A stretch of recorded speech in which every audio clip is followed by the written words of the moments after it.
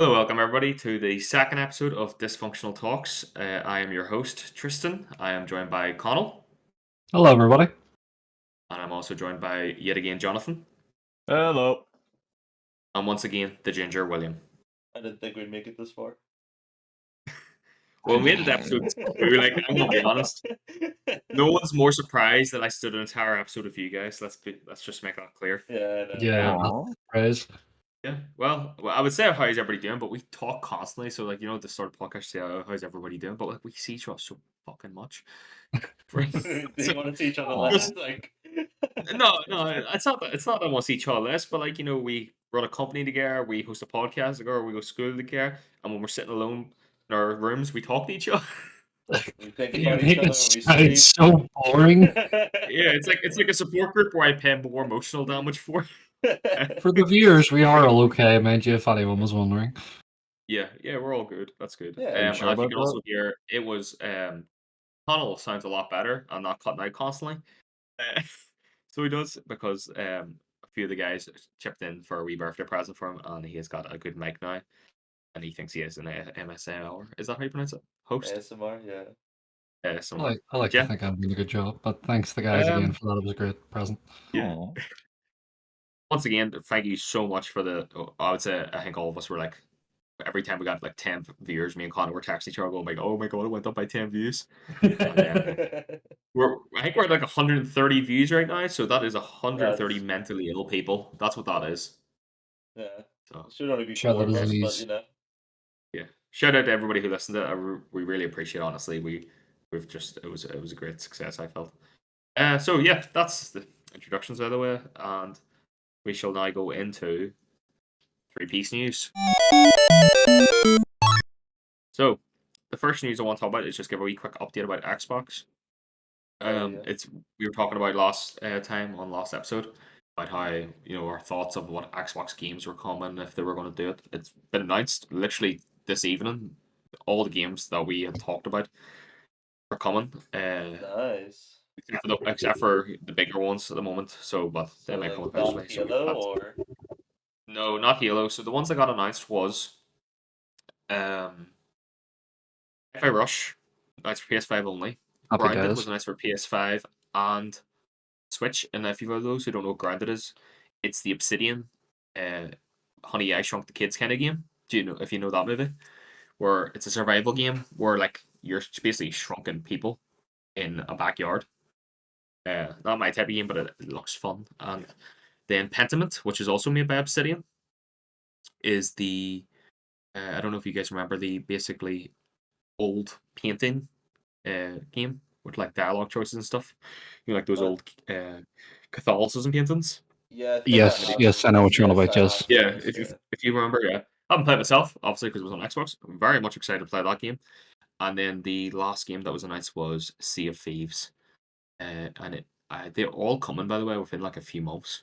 Like Oh. they're not like I think the latest one is coming in April, and I think that's Sea of Thieves.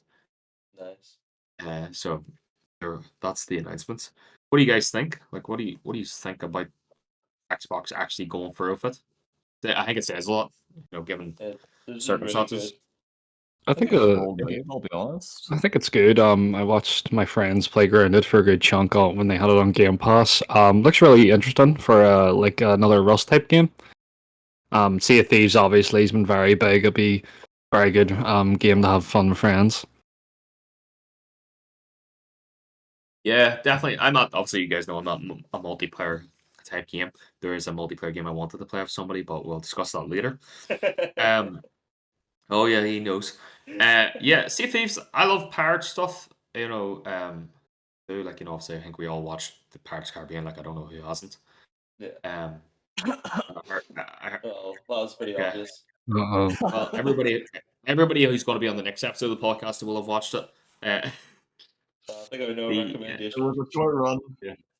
Yeah. Well, I would rarely recommend them. Movies are quite fun.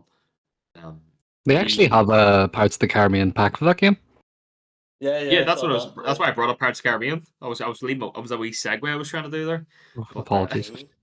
No, it's fine. Stealing your thunder. Yeah, and I was like thinking about it would be really cool if because Sony started giving them some stuff. That You know, would be like great. some. Yeah, do you know what I mean? Like the way they do Fortnite and stuff. I don't know how that would have worked with. Maybe Xbox would be more flexible, having like Ghost of Tsushima, like Mongol, type packs. I think that would be very fun. The ships and stuff. Yeah. Um, Not a game I'm gonna play. I'll be honest. Like I'm not gonna play that. It's not for me. I don't like just that structure of gameplay where it's multiplayer folk. Like you can, like when most developers say you can play it solo, but I feel like they have to say that. Yeah. Uh, It's intense it's Yeah. multiplayer. yeah. I think it would be one of those games where I make a new account and play with you guys for an hour, and then I go, oh, that's fantastic. I'll play again and never do.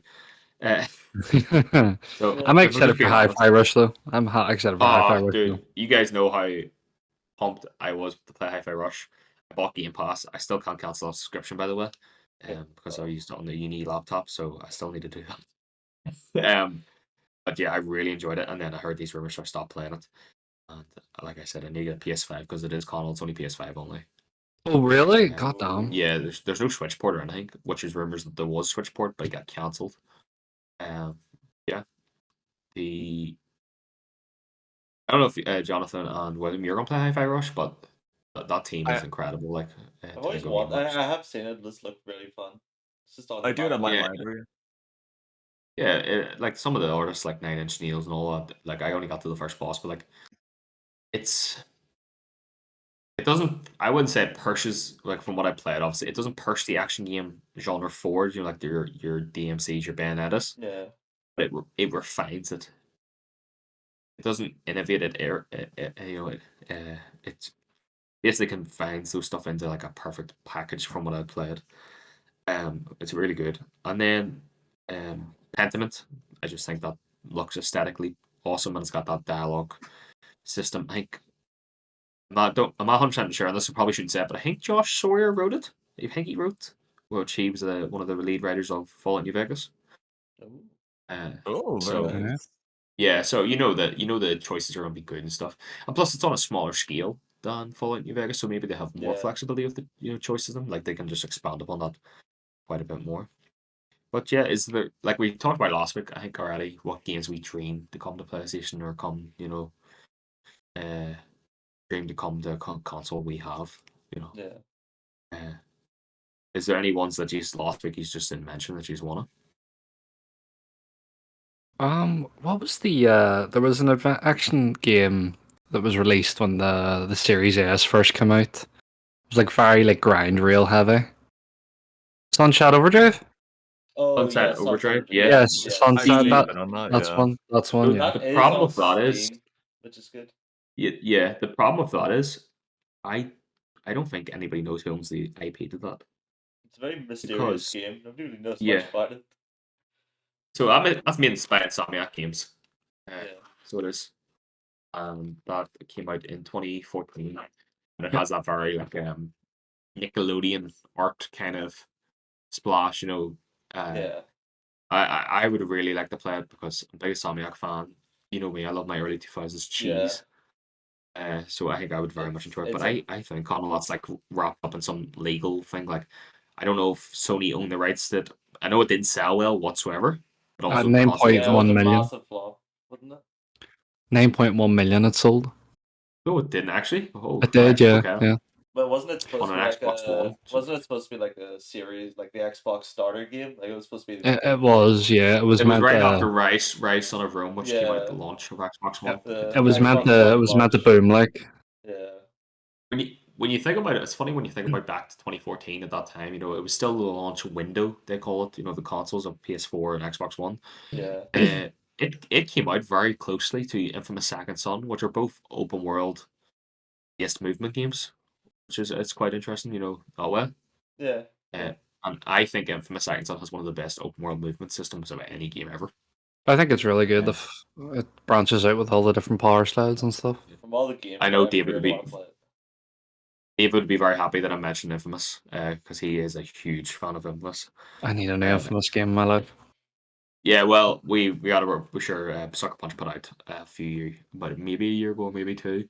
They put out a statement saying that they're basically done with the Sly franchise, which we'll get into, and they're done with the Infamous franchise for now. They're not saying forever. They actually said, I think they actually said no one is currently working on it either. So that closes the door on that because a different studio, Zandaru, did make the fourth game of Sly Cooper. Yeah, it And was a different. I think they shut down eventually, Zandaru. They actually did the ports as well, I found out, of the HD collection on PS3. But if anybody's done with the Xbox update, that's I'm happy enough to leave it there. Yeah. We can move on to our next part of 3-piece news, which I think the only person I've actually told us about is William. Discussion of remakes and remasters or reboots or whatever you want to call it. Maybe reboots are a bit different, but Oh yes. for you guys, what's your opinion? What are you first, Jonathan, about remakes and remasters? I think you're asking Since you're me. playing Persona 3. Yeah. Yeah, you're playing Persona 3. No, I genuinely believe that your thoughts and preferences. For example, I'm gonna bring another one. I know we're talking about Reload, but taking into fact like Resident Evil 4, that's what I'm thinking right now when I'm thinking of a remake. Because Yeah, big I one last year got nominated. I did get nominated as a remake, but yeah. I think the main thing is what are we defining between a remake, a remaster, and like what's the general difference? Because I think it's more so a gameplay than graphical overhauls and all that. So remake would be built from the ground up, usually in a new engine. Doesn't have to be. It could be just an updated version of the original engine. A remaster is taking the assets from the original engine, high res them, Yeah. and you could add features and stuff. Reboot is obviously just taking the original concept, the basis, the main core of that concept, and reworking it. It could be lead to interesting things. It could lead to absolute terrible things. Like I would, and then there's like obviously spiritual successors and stuff, but that's completely different. It's because and actually the reason I put this in 3-piece news is because you were saying about I when we were talking, you were playing Persona 3, you were saying how Persona 3 is very loyal, you know. Yeah. And No, I've I seen. No, go on. no, I was going to say that immediately put me off the game. Really? Yeah, because I haven't played Persona 3 yet. I've played 1 and 2. I haven't played 3 yet. But I am of the opinion, what is the absolute bloody point of making a remake of a game if you're not going to do anything interesting or like completely new? I love when they mess with the formula so much. No, here's the thing though. You need to sort of think of it from a standard of if you're remaking a game or remastering a game, the point of it is to add something new to the formula while staying as true as you can to the original concept.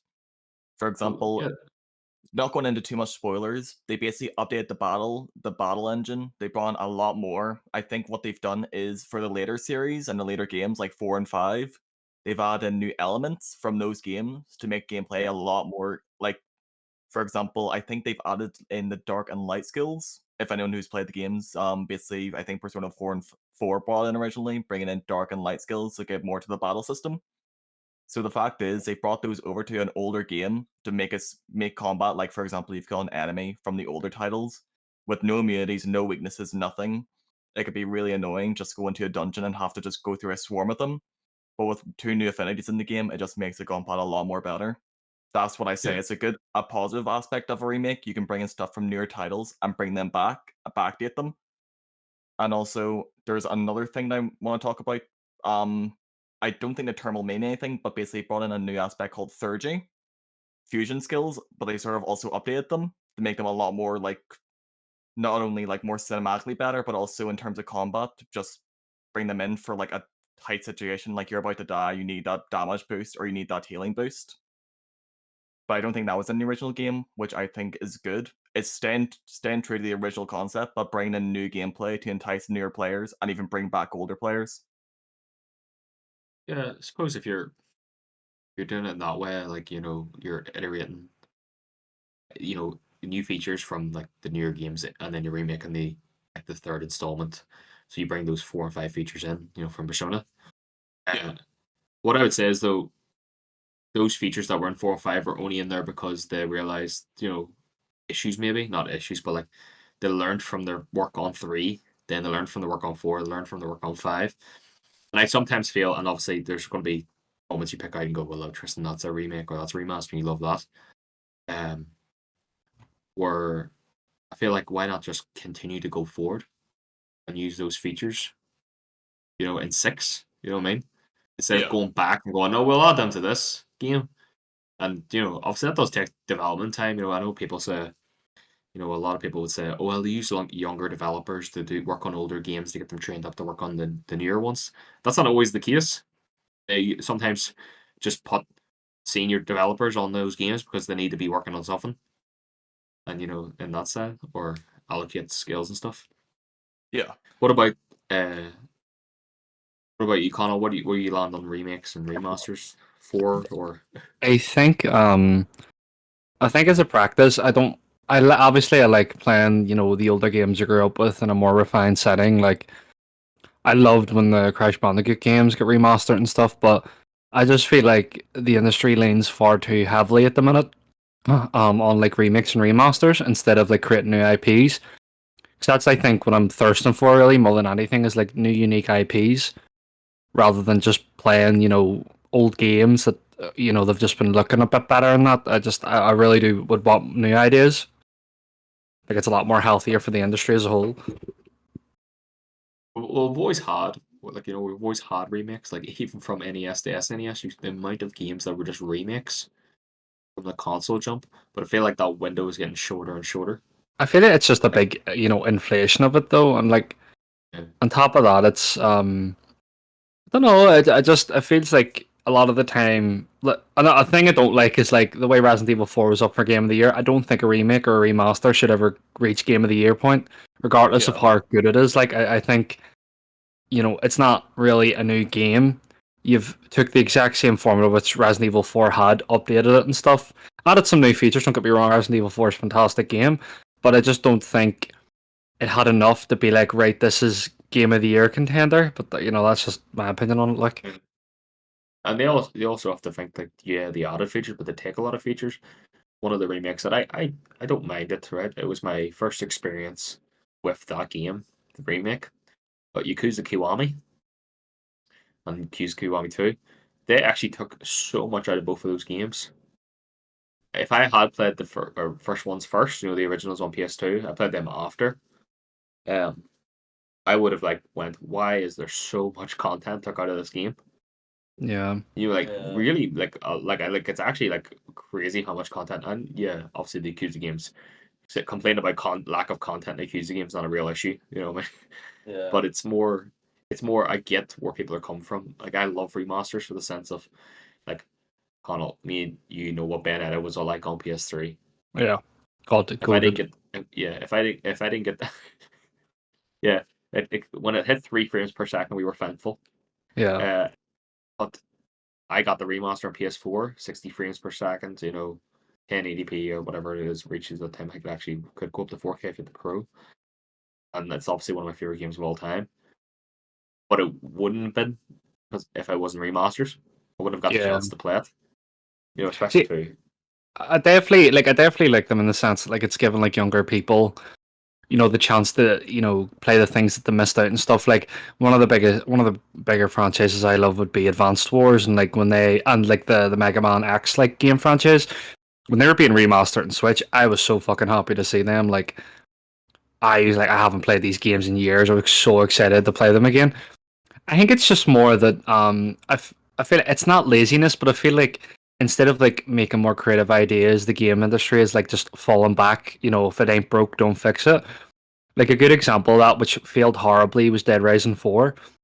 Like they just pushed that out because I think it was the 10-year anniversary. It was like so many years anniversary of the franchise, and instead of like innovating it, they just brought back like Frank West. It was the first setting from the first game. You know, just a lot of lazy practices. And I'm not saying like the game devs don't put work into when they add new features and stuff. Like Resident Evil 4 is a good example of that. It's a very good game with the stuff they've added. But I just feel like it's relied on too much now, I think.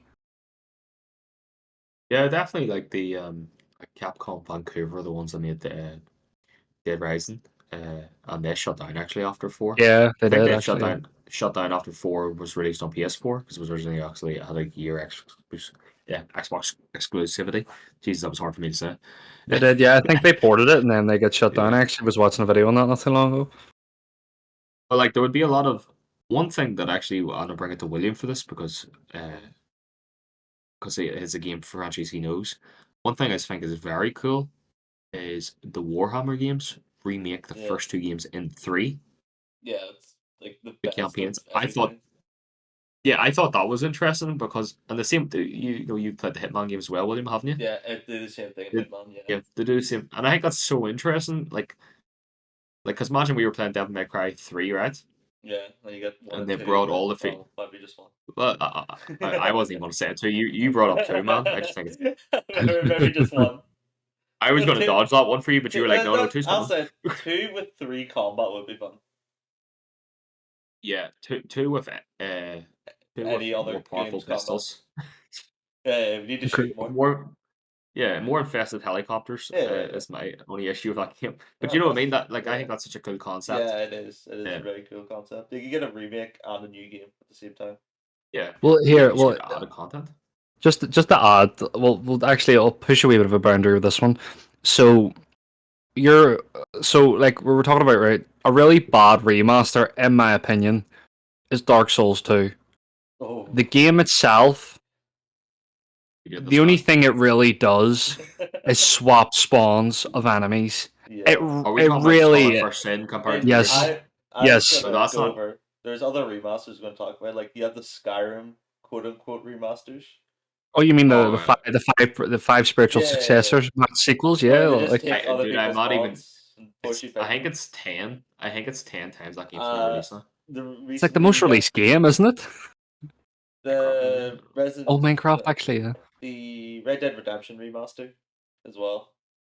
It was Oh, that one- kind of the same game. Like it wasn't Right, much yeah. differences.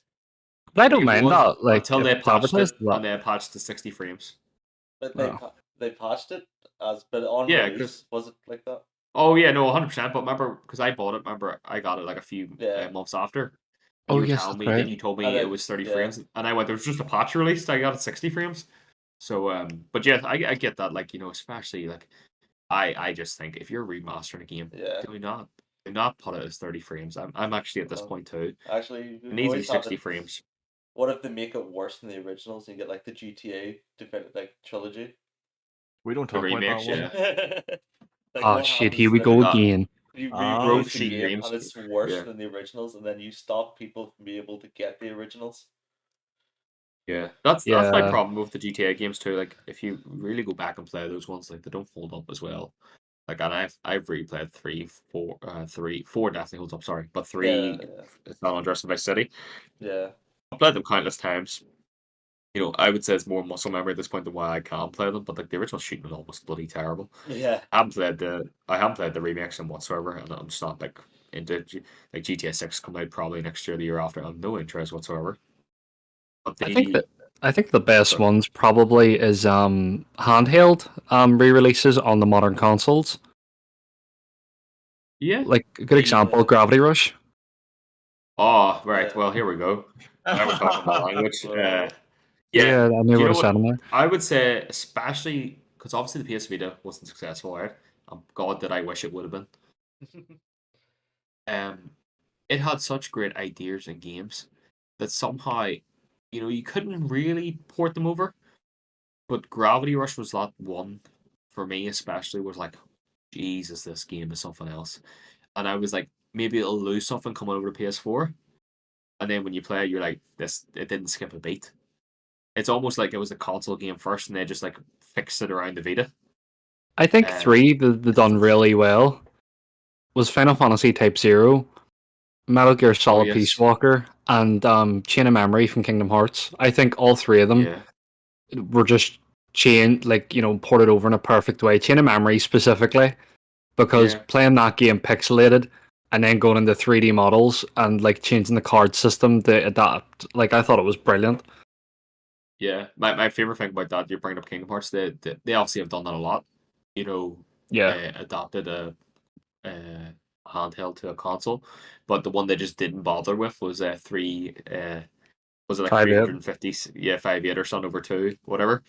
But they just like, here's all the cutscenes, so we're not bothering. There's And there's actually 2 of them. They didn't do it with one of the other DS games. I think it was Coded. I think it was called. No, Dream Drop Distance was the other one. No, Dream Drop Distance was actually ported. Yeah, that's what I'm saying. You talking about they made the cutscenes only? No, so there was 2 cutscene only games, which was 358 over 28 days, yeah. but there's another one in the second collection called Recoded. Oh yes, That sorry, was I thought another you were DS saying game. the other DS game wasn't. Just No, Final Fantasy. that was 3DS, I think. Yeah. I still will play it too, probably finally this year, because that has been. I think that I've been saying that since 2017, since that collection came out. So I'll keep it on another 7 years, and we'll see. Yeah. Funny enough, that brings us into our last topic because about remasters of Free Piece News and this was just announced today, and I got a couple of messages from people about it. Battlefront 1 and 2 Classic Collection. So hyped for this. I'm so hyped. If you're talking my childhood, right? Easily thousands of hours put into these games. I mean, I think I said 100%. last episode that I grew up with this You game. Yeah, like big time. And for newer people, and because we're all similar ages. Connor might be a bit older than me. Oh my god. This is not EA. Well, this is EA, but it's not EA. 2016 and 2015, 2017. Not those Star Yeah, Wars yeah. Battlefronts. These are not made by Dice. These are the ones that were made by Pandemic Studios, Oh, which are an the old studio that classics. got closed down in 2010 or 11 by EA when EA went on that closing down binge. They made other games such as Destroy All Humans, The Saboteur, Mercenaries 1 and 2, They just make and Lord of bangers. the Rings. Yeah, they're Yeah, really good Lord of the They Rings just studio. make Conquest. bangers. They're a really good Yeah. studio. Bangers. They were. I don't think everybody remembers Mercenary 2. That game was awful at launch. And it still is because it was PS3 game. But Battlefront 1 and 2, Jesus. Oh, Like, absolute. The so many campaign, hours. like, Yeah. it is perfection. Like, I always remember, I wonder if I hope they don't change this, because it was always so funny, where in the first Battlefront game, you couldn't kill a Jedi. Like, you just couldn't you couldn't beat them in the first one anyway, but you couldn't kill them either.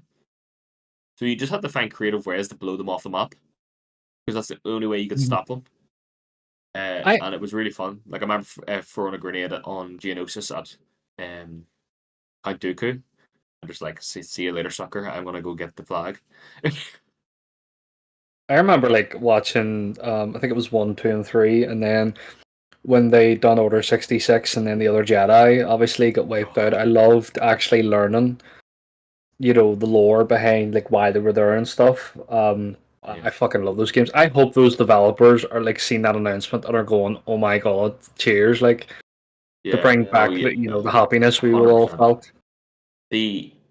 The actual thing too, the trailer. I don't know if you guys have watched it yet, but they actually announced that there's multiplayer going to be in it. Like, they're have servers for it. Yes, Oh, let's well, go. I know what I'm doing for that. Yeah, Yeah, I we're know. no I way know from what we that shit, all bro. doing. And also, wait for this. They've added another set of characters. Oh my god. Oh. Do you reckon that They've they'll added add the newer Star Kid Wars ones? Adamunda. I hope not. Except for Last Jedi, because as we all know, Oh, Last Jedi is Oh, the I think best here Star we Wars go movie. again. should have ended that sentence for once. No, it's fine. I just want to make sure Oh, the audience okay. knows that Last Jedi is the best Star Wars movie, and anybody that's angry about that can email us at dysfunkstudio@gmail.com. On a Anyways, better note, we'll never yeah, forget the All I for the final. think, I think, plug. We'll never forget the I, final first. yeah. Oh yeah, come on, The that's so final good. But first. We'll never forget them. I feel like we're in this like renaissance mode. Like, there's only one Star Wars game series that I would love to play. It is on Switch. I could play it if I wanted now, but I kind of want to play on PlayStation, for the trophies. Is the oh my god, I forget the name of it. The Star Wars, the Old Republic, the MMO. Oh yes, Oh, yeah. Knights? Knights of the Old Republic. The Knights of the Old Republic. Sorry, yes, the game series it's based off. Yeah. First one made by BioWare, second one made by Obsidian. Mhm. I really want to play them, but They're I really heard good. they're really clunky though. I heard. They are. They are. They can be. And Yeah. I was excited for the remaster or the remake, but I heard that is in like complete disarray, that remake. It's Like, I yeah. heard There's so many things bad yeah, about it.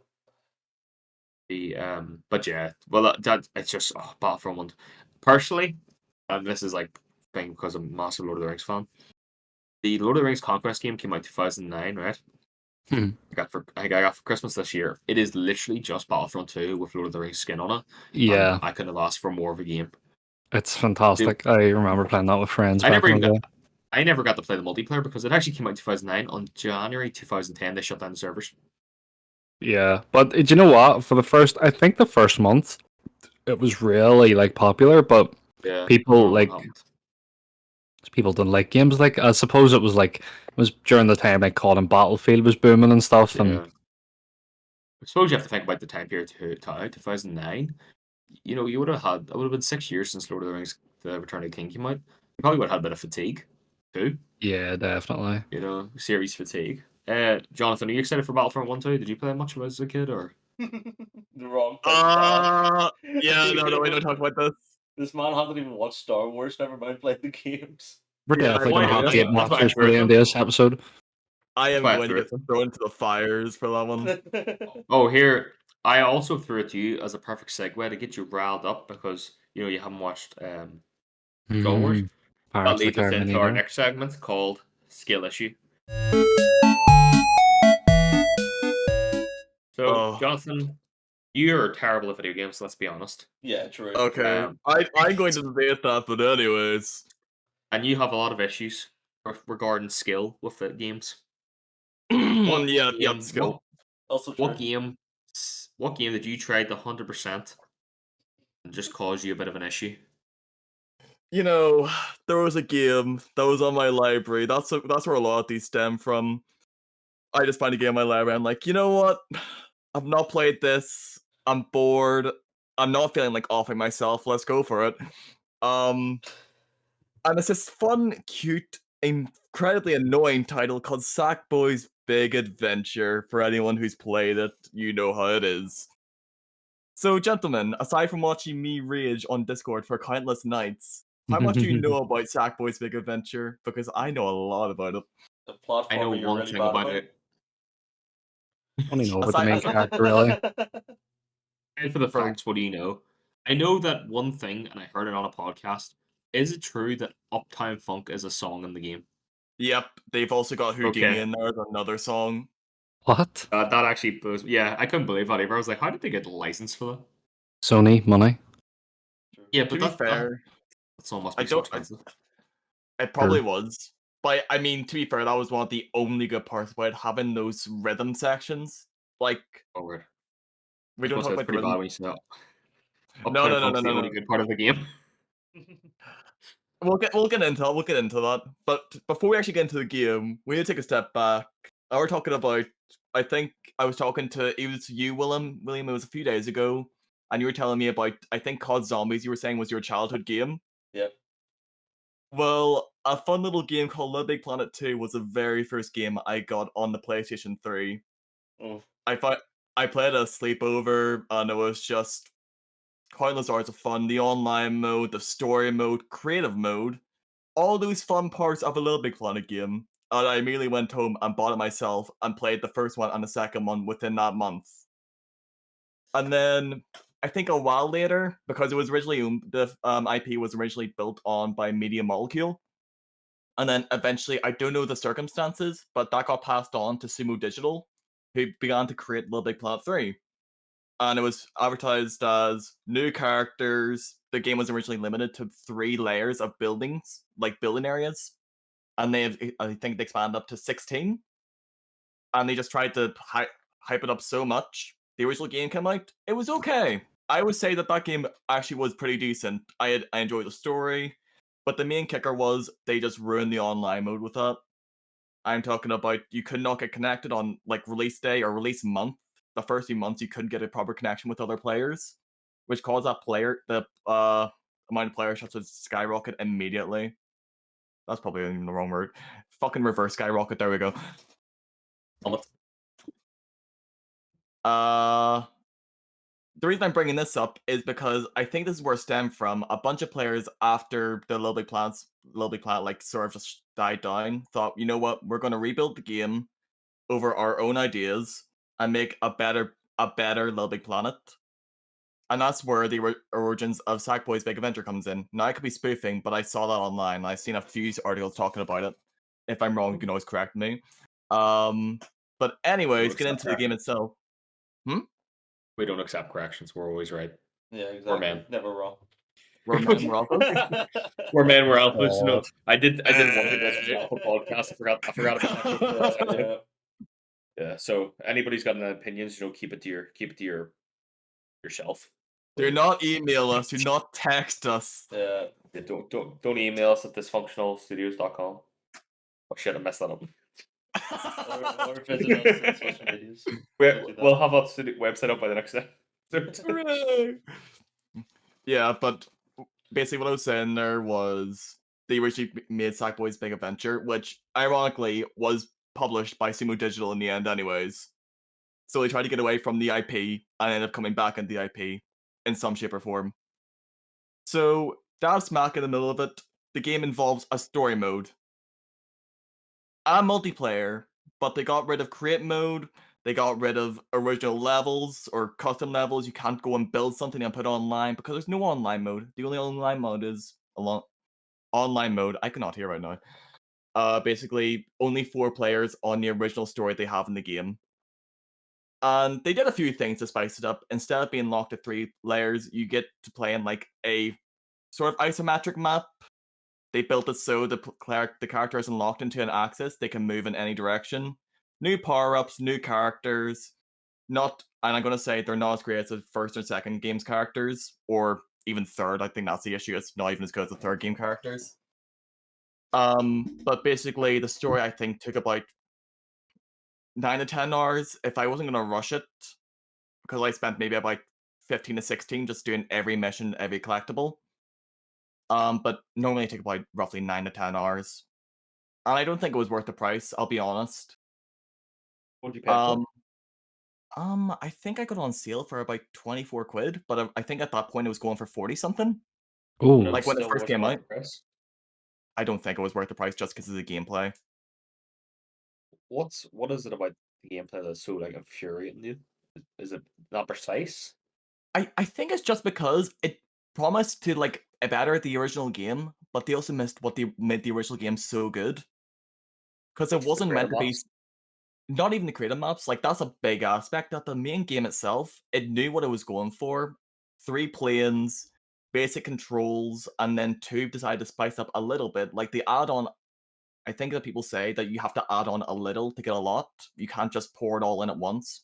So the fact is they brought in power-ups to spice up the game a tiny bit in the first one or second one. And then when they moved on to the third one, they brought in additional characters, which I agree with some people, it did ruin the game to some aspects. But then they overhauled everything, brought back to one character, brought in a bunch of new abilities, reshaped how maps are built. I just think it was far too like extreme of a change. I think the only real reasonable part about it was they kept in the same character, which is Sackboy, because you can't have Sackboy's Big Adventure without the original character Sackboy. Yeah, but it's too like the. Do you think because obviously it was a big change from the formula of I IG never played a Little Big Planet game in my life. Really? Yep, never touched it. Says the guy who hasn't watched Star Wars, but all right. I have an excuse. I was a bubble child. Leave me be. are we starting to embrace that title? Yeah. Yeah, you're right. I It's didn't just- have a different childhood than normal people. Yeah. Oh. So the thing with My me though God. would say is they do distinguish from the original, right? Like they knew they were doing that from 1, 2, and 3. That's why they didn't call it Little Big Planet 4. Like you would see this more as a spin-off title. Like it'd be like the kart racing episode. Like in the old generations, you used to had 1, 2, and 3, and then you got your kart racer. Yeah, Which I they still had a think little bit we should have got Uncharted kart racer because that would have been so fun. We better have a kart racer now. I just would have been grenades. No, we can't call Yeah. it Blood Bowl Racing anymore. We can't call it that. Oh. Okay. It'll always be Blood Bowl racing to me. The hunt is. I just Dr. God's going in Not a the ASMR hunter voice. Yeah. Like from what I've seen of gameplay and stuff, and you've also just like a heads up for people, I have to platinum this game eventually too. That was a promise I made to Jonathan. I have to do it. I think there's a bottle of bourbon involved in winning. Yeah, I can So- Blood Bowl win if I win. Another one I of would just love to see if Kristen's I come to gambling this game and- problems. Yeah, well, Yeah. could be a lot worse. I could have made a new account in between episodes. Sure, you Got didn't. some news. I hope I didn't. I don't think you did. I don't actually remember. I'm actually worried that I might have. Nervous sweating. No, I don't think so. I think I actually made one that night. Yeah, that was when Oh I my made the Dracula God. chainsaw. Oh, for It's fuck's It's an addiction, man. We need to get you in rehab. I Come reset. on, I now. just realized I've reset myself to 1. Oh, right, we'll talk about that after. The oh my god, I'm an idiot. The Sackboy Big Adventure. You were saying about the music levels, the rhythm levels. Are they similar to the ones in Rayman? Not in that way, because the way it is, they basically made it so the level shapes and does different. Like, for example, if there's a high beat, for example, one of the blocks will jump up so you can jump on top of it. But Yeah. it's not like exactly precise. Like maybe it'll have like up until the next beat they will stay up, which could be another 2 to 3 second split. I think it's Oh, more right. so the creativity of how the levels were built around that music, Oh, because right. Well, I think they went for like a sort of festival theme with one of them. It was either Uptown or they did it with Houdini, where basically it had like a giant vibrant city, but you were like getting launched through it in different sections. what's Houdini? Is that a song? Yeah. I will send it to you after. It is quite a good song. Is that the KSI one? No, it's not KSI. That is Oh just no, you didn't have for me on podcast right away there. it's Dua Lipa. Yeah, It's Dua Lipa. yeah. Hold Oh, Dua on, hold Lipa. on. Oh yeah, I know that No, one. Then I love Dua Lipa. no, it's not Dua Lipa. I knew it wasn't. That song came out after. It's Foster the People Houdini. Oh, Foster the People. I know a few people who like their theme songs. oh my Uh, god. What are you getting at here? What are you getting I at know here? we have an American friend who likes that song. That's all I'm saying. Kill me. I love that one. Already Oh, had a question. jeez. Uh, all the other I kids. think from Anyway, like I the think from me watching like Johnny play it, I think they definitely went from like a very Crash Bandicoot like frustration method and like the harder sections of the game. Oh yeah, we're gonna get to that, because I think that was actually the proper thing why I never 100% the game. skill Um, issue. Well, name the don't you segment to be fair. don't It you is ranked dare like a call. 9. I think it's an 8 or a 9 on PSN profiles. Yeah, well, Uh, PSN players do have no idea what they're doing, so Is it a 10 you saying? 8 or 9. no. If it were on a 6-star rating, it would be a 1, just because of No, that no, no, one no. section. What he's saying is Difficulty. on PSN Difficulty is out of rated 10. by difficulty of 100%. Oh, difficulty. I thought you were talking about like the overall rating of how good it was. No, it's a 10. Oh, No, no, so it's it's platinum rating. 6.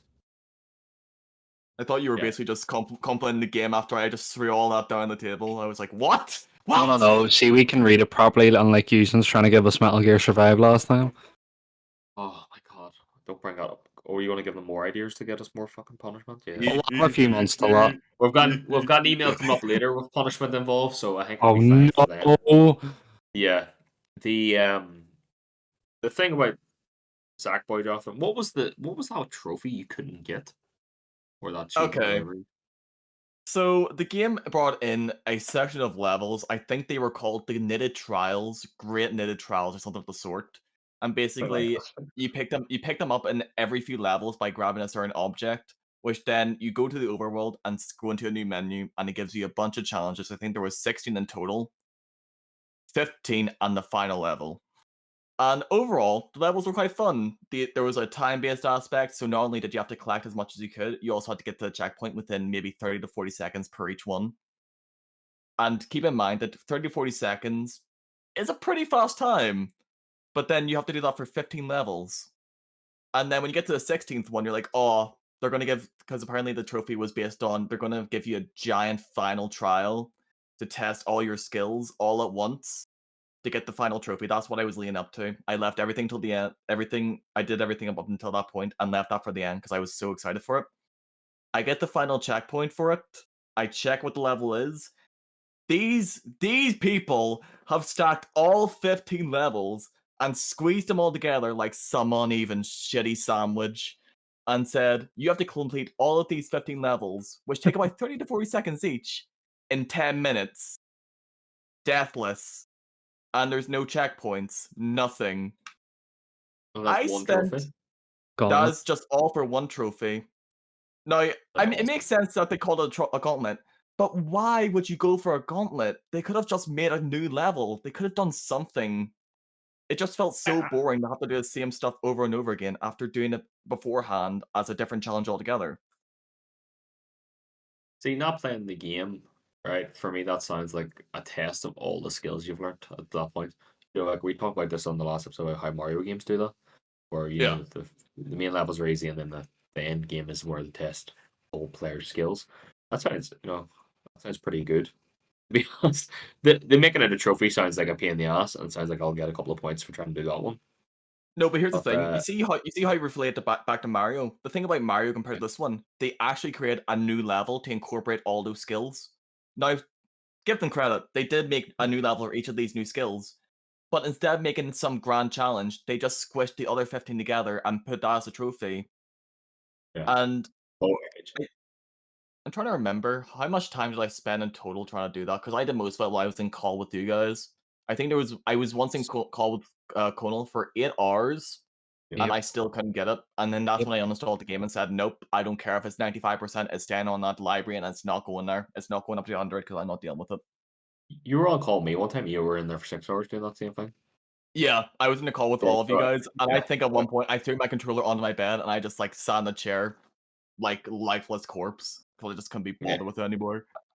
And the first thought in your mind was like, "Damn, it's gonna make a good segment on skill issue." Yeah, I was like, damn, all my pain and suffering, all for this. All worth it. This podcast might as well change its name to Pain and Suffer. What we do to But each other. Literally. but you know what, Uh, guys? No matter what, I guess it was just a skill issue. Womp womp. Yeah, true. well, Fuck's sake. I couldn't do a better sign off myself. I'm saying it now Uh, before someone else says it to me. that brings us into by me and Connell, especially recently, is getting old, guys. And I don't know how many more episodes he's got left in him. Oh my god. Before But we we wheel put him him in into a home. we wheel him in his wee chair, and he just keeps going, "Remember that? Remember that?" We go, "No, I remember. little Connell."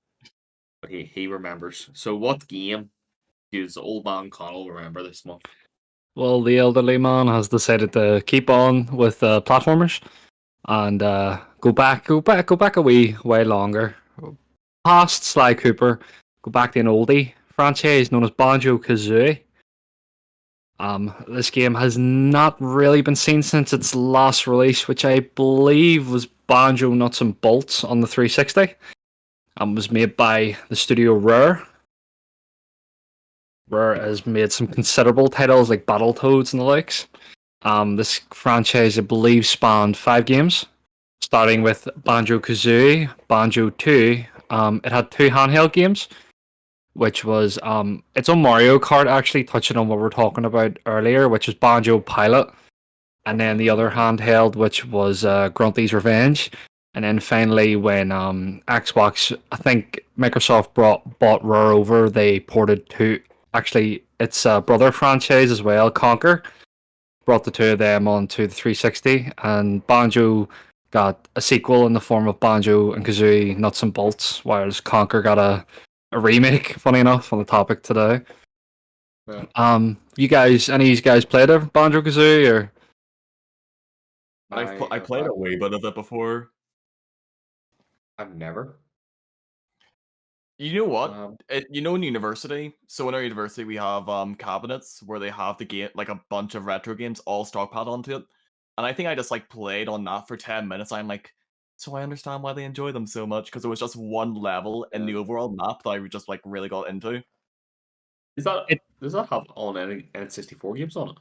I believe so. It has quite a fair view. I Oh, got to I saw 4-digit entries on that machine. Jesus. Well, I already stole a computer in first year. I might as well just take a cabinet in third.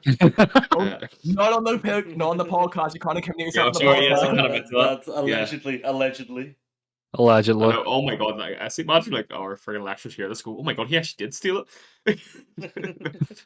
I didn't take You'll that be their computer. scapegoat.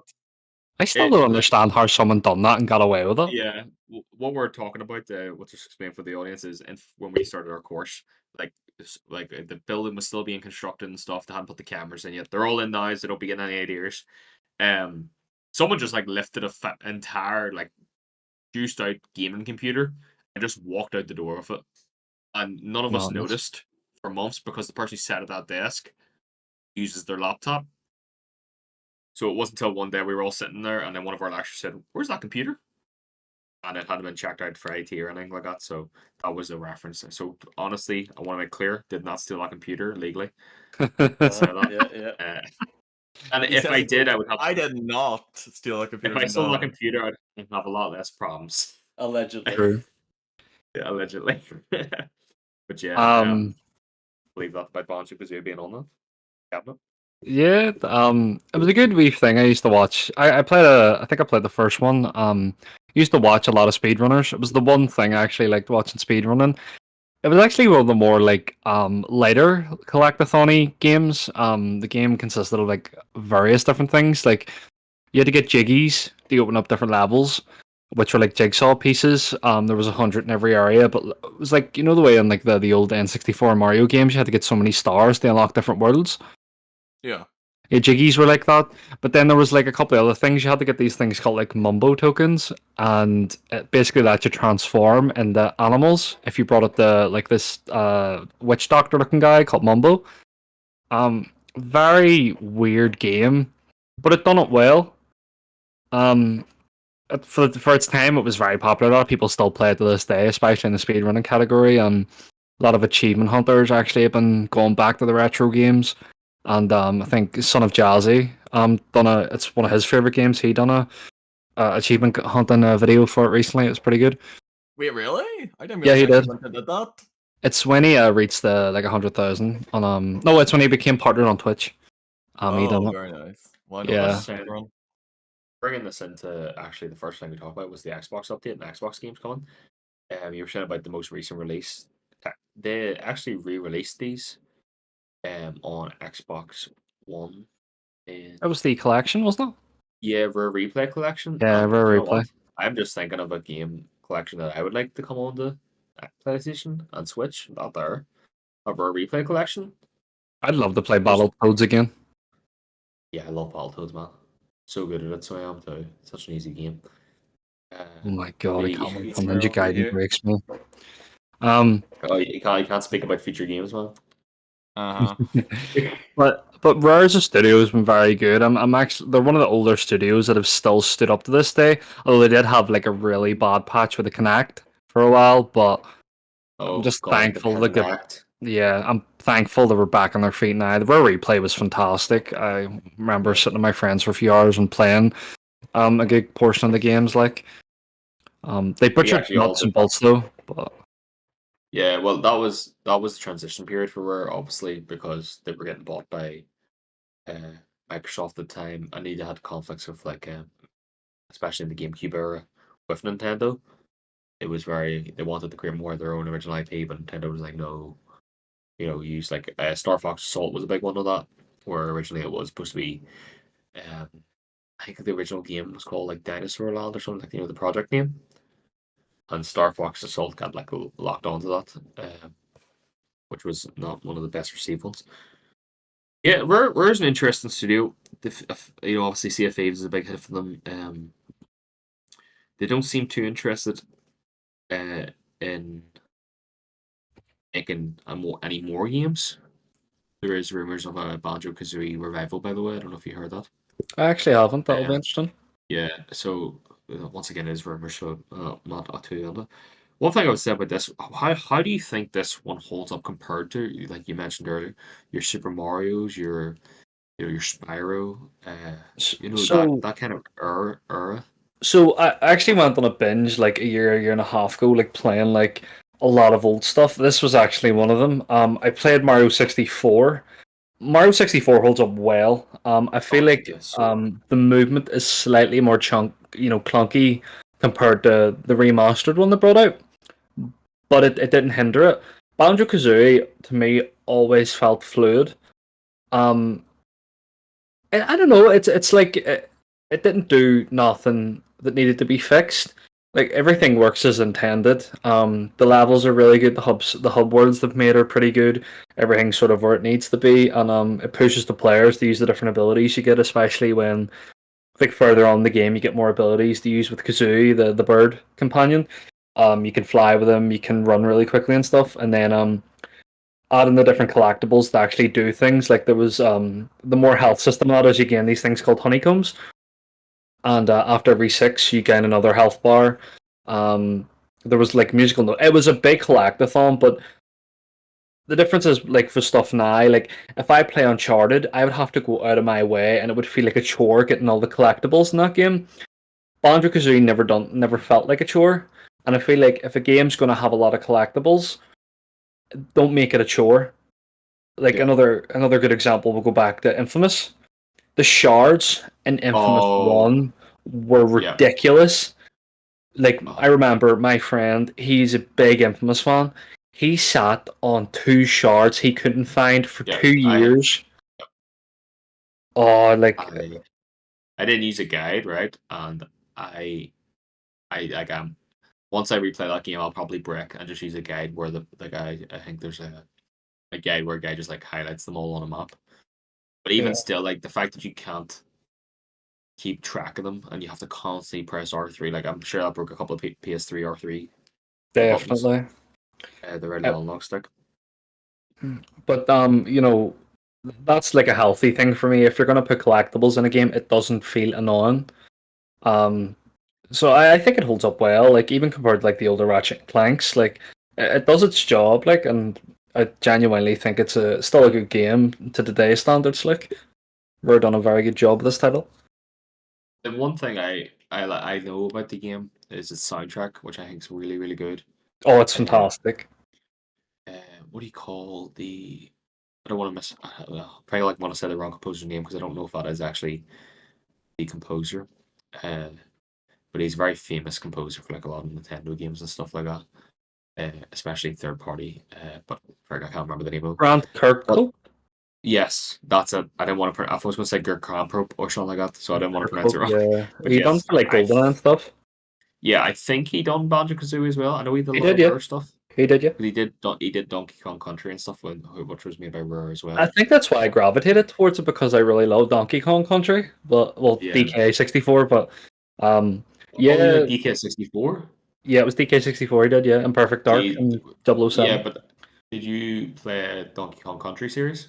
I did play Donkey Kong Country, yeah. Okay, because DK64 would be, I would say, the antithesis of what you're saying with the amount of collectibles in it, because you had to switch back to Diddy to get his bananas. Then you had to switch See back as to well, wasn't Kong. it? Or was that? That was just in the 64 version, so like not in any of the country games. Country was all Super Nintendo. I don't know. I Uh, feel like I don't know. Would you agree with this? Like older games, like 100%, it didn't feel like a chore compared to now. Say so, but it's more so because the scope is also Yeah, I was gonna increasing as say. time goes on. Yeah, new games are yeah, Yeah. just bigger in general. There's higher I expectations. Yeah. I think too. If you're talking about, are you talking about like, based on when you were a kid? I don't know. It could be that, or it's like I just think of a I game just like Valhalla, and it's like Assassin's Creed Valhalla, and that's just a fucking I clusterfuck. yeah. Are we gonna talk about this game again? I am sick of it. The one that I think you can pay money to help you do it, right? Yeah, yeah, you do, yeah.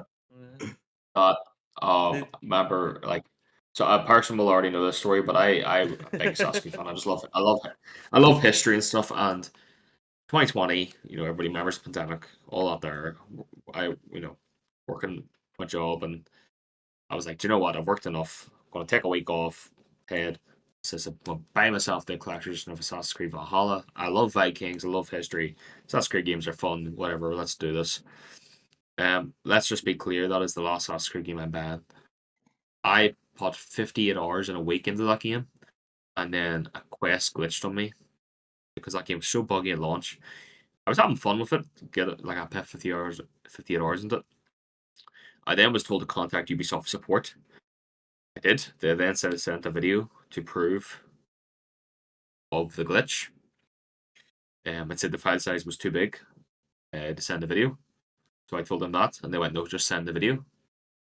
And on our support line, I says, no, it says it's too big. And then one says, well, we can't help you, and then cut off the line.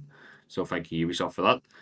And then eventually I got so annoyed and didn't want to play Assassin's Creed Valhalla again that I gave Mhm. my entire collector's edition to a friend for free. Along with the rest of my collector's editions for what do you call it, Assassin's Creed. So it broke me that much. So Michael, you're welcome. And I don't want to see Assassin's Creed in my house again. And if I play Mirage, I will not have paid for it. I want to make that clear if people look at my trophy list. and I Probably have a probably new will account play by through. then, anyway. Yeah. Well, yeah, so I'll just keep switching up so the audience can't keep track of me. You The just one thing I escaping. do want to say about Banjo-Kazooie, because it'll tie into the next segment, is I like that they realized that maybe having the characters make unique sounds was more interesting than annoying voice acting. Because I know they do that in that game. Yeah. They do it would be like, wah, wah, wah. Like I like that's charming. I think, you know, I think like especially for like the characters, the way they talk. Yeah. I feel like a good thing about it as well is when Rare got bought over, a lot of the developers for the original game went to their own studio and actually made a spiritual successor to the game called Ukulele. And it was Yes. actually it came out in 2017. It was actually the response to that game was very good. I feel like we're misremembering that. The I response to know. Ukulele was so bad at the Was it? start. Yeah, big time, man. People were so let down by the graphics, the genericness. It didn't innovate. But also, I can kind of blame the audience for that because they were putting expectations on this game that developers weren't really trying to meet. Yeah, I What was think they well were. received was the spiritual sequel to Ukulele, The Impossible Lair, which was a 2D platformer, and it was very much well received. For me, that was kind of like looking at that game. It was like we're going backwards. Like the way they did in the old school, they used to do Donkey Kong Country, then they did the 3D games, and it was like Platonic, who were the studio were former Rare devs who made Ukulele. They were doing like the opposite. They went to 2D after, and I think they were much more successful. Don't know if they have any other games in the works. I haven't actually checked that. Because They actually looked. I was looking at one of their games recently, a little Gator game. Actually, apparently their stuff is oh my like, god, that's them. yeah, achievement hunters love them. Oh yeah, Like yeah. they make a lot of like Don't know what an small achievement combat hunter is, but games. alright. You wouldn't know. She make an account every 2 seconds, You and mean can a keep track. plot? You mean a trophy hunter, right? Because you're PlayStation. Wasn't that an achievement to get a platinum trophy? What's that? Doesn't feel like an achievement every time you make a new account. Uh, Well, it's a skill issue, man. no, that's Jonathan's segment. Yeah. No. So, is there any closing thoughts on Banjo Kazooie? Anybody has? I'd Well, that's good recommend then. if. They ain't Smash. Yeah. That's it. Oh yeah, like last time he has been seen was in Smash. Actually, good thing, William. Yeah. Yeah. God, I actually do not. I would not want to be on this Smash Bros. Development team right now, trying to follow up Ultimate. Uh, I don't think they can I don't realistically. know what can you I do? think they're going to do a series reboot. It's Sakurai. If he returns, I think he is on a long vacation right now. His YouTube channel is brilliant, especially for young developers such as ourselves. Um, if Masahiro Sakurai decides to come back and work on a new Smash Bros, I think he's made it very clear that he will like change it up big time, which I'd be very Interesting. interested to see because we've seen the amount of clones for Smash Bros, and yeah, they get some success, but they do not hold. I feel like PlayStation All Stars, Multiverses, the Nickelodeon ones.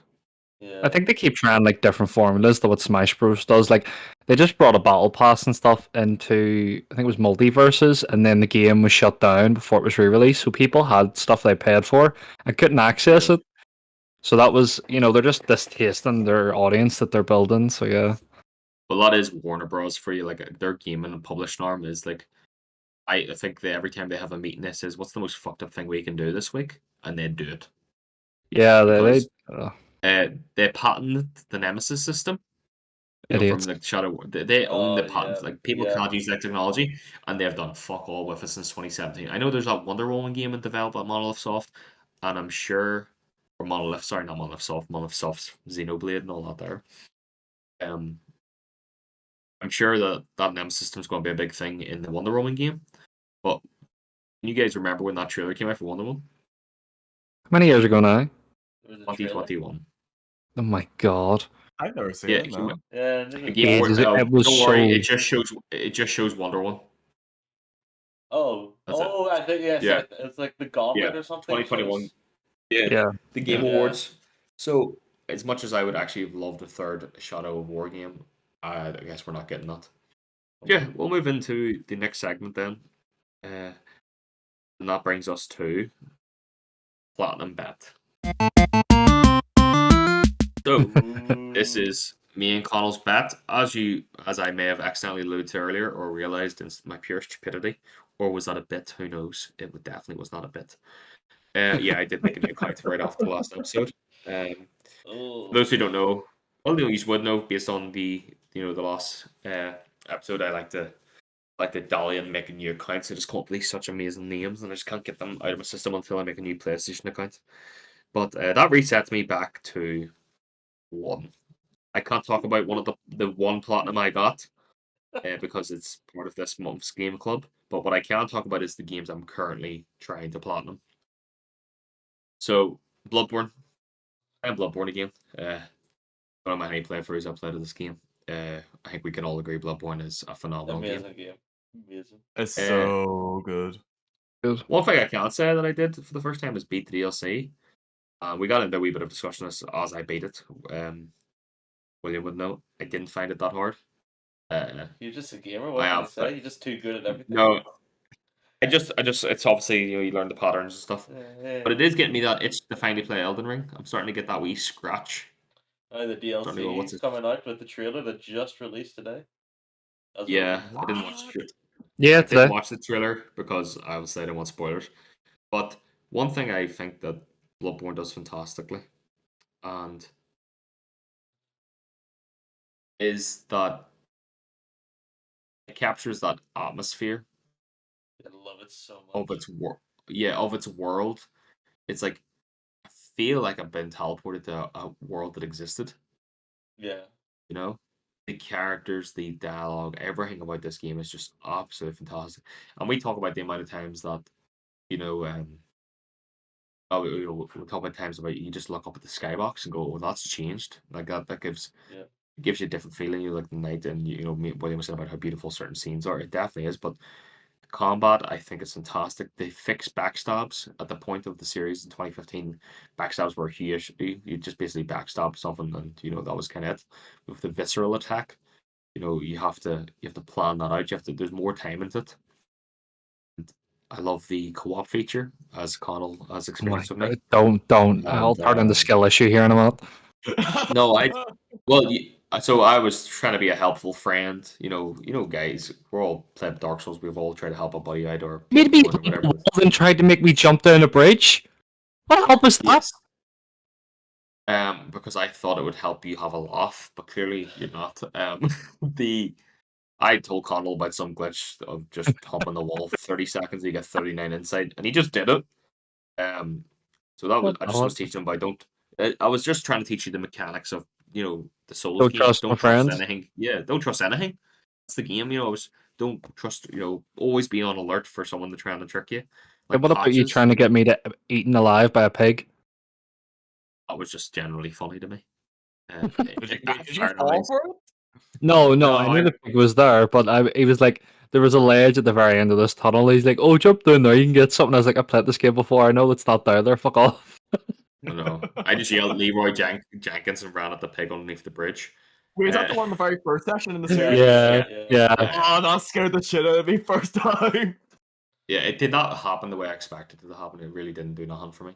But let's be honest. I just want to remind everybody listening. Connell did dry hop that wall for like a I good did. 30 seconds, I did. and I just couldn't stop laughing the entire time. Missing the I IRL don't insight. trust them anymore, mind you now. Anything for a cheap win, Connell. One thing I would say Game's the too game. is that the weapons, the trick weapons, are fantastic. I did stick mainly with the saw cleaver because I just like the look of it and stuff. But another weapon I definitely say that I actually played with a lot in this one was the swirly blade. The world swirl. I can't say the word. It's a The DLC swirling weapon. blade. I can't pronounce. It's the DLC weapon, which is like The a big saw club, and blades. then you put it on. I don't know what it's called. It's like the whirly blade or something like that. If you guys know what I'm on about, it's the The one with whirly like a big kick? disc, something like that. Yeah. Oh, is that the Yeah, one you but it's roll on the but it's ground like towards? yeah. I don't actually know because I never did that one. But yeah, it was very fun. Like the DLC weapons are actually really good.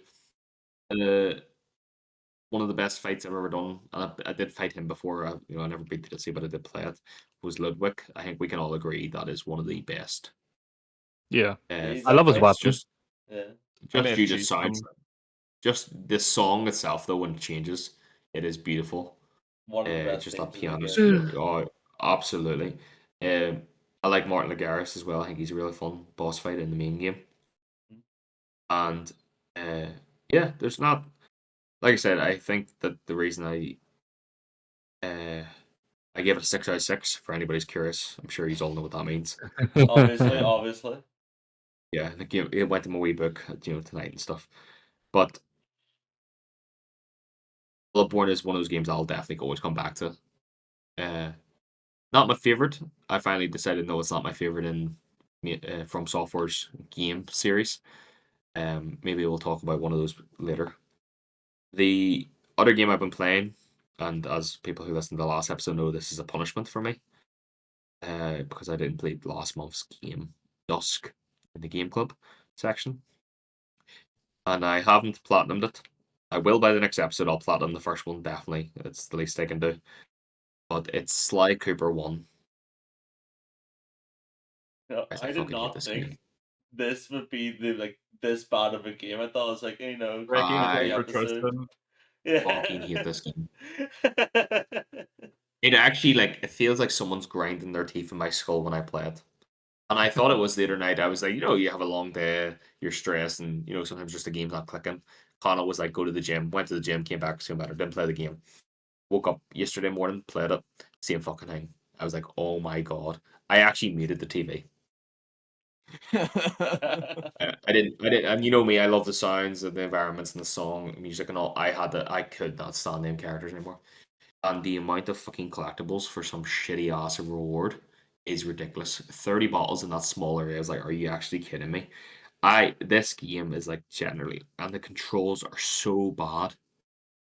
Like, and all I heard from Connell was, "Oh, the second one's much better. The second one's much better." I was like, I don't even think I want to be alive for the second one It because is. this game, it's just the characters sound Bentley. So you need to do this Sly. I'm sick of that little four-eyed little turtle bitch, right? Honestly, I don't care anymore. You tell me you like Oh my honestly you just keep god. telling me every single aspect of it. I know I'm getting so heated about this game, but I just can't stand it. Yeah. But I will Got platinum it. need Right? skill issue And I'll segment, seems like. yeah. Literally every No, but this is second not a skill skill issue issue. It's just segment. a shitty ass design game. I actually can't understand how this is the same Sucker Punch whose games I love. Like it seems like someone's trying to trick me. To And be fair, every I developer has like a black sheep for people, I think. yeah, well, do you know what? That's well, there's one developer that's never done me wrong, ever. Well, Ooh. Well, Kojima Productions and Naughty true, Dog. true. Well, Uh, I don't like Uncharted 3, to be fair. oh, okay. Well, we'll save that for a Oh hot take no. because that's probably my Oh favorite Hot no. take Uncharted. time. No, it's not bad, I just Uncharted. don't like it. Well, it's definitely better than two. Like, let's be honest. Uh, Uh, nah, two's dog shit compared to three. Yeah, William, get the pen out. This is gonna be a hot Yeah, take section. I got yeah. a feeling. No, Yeah. no, it's not dog shit. I like two. Two's probably my least favorite. It would probably go if I had to rank them real quick. It would probably go 3, 4, 1, 2. No, that's, 4 and 3 could swap any day of the week, to be honest, because I that's think not 4 is bad. fantastic. That's not a Yeah. bad like scale, to be fair.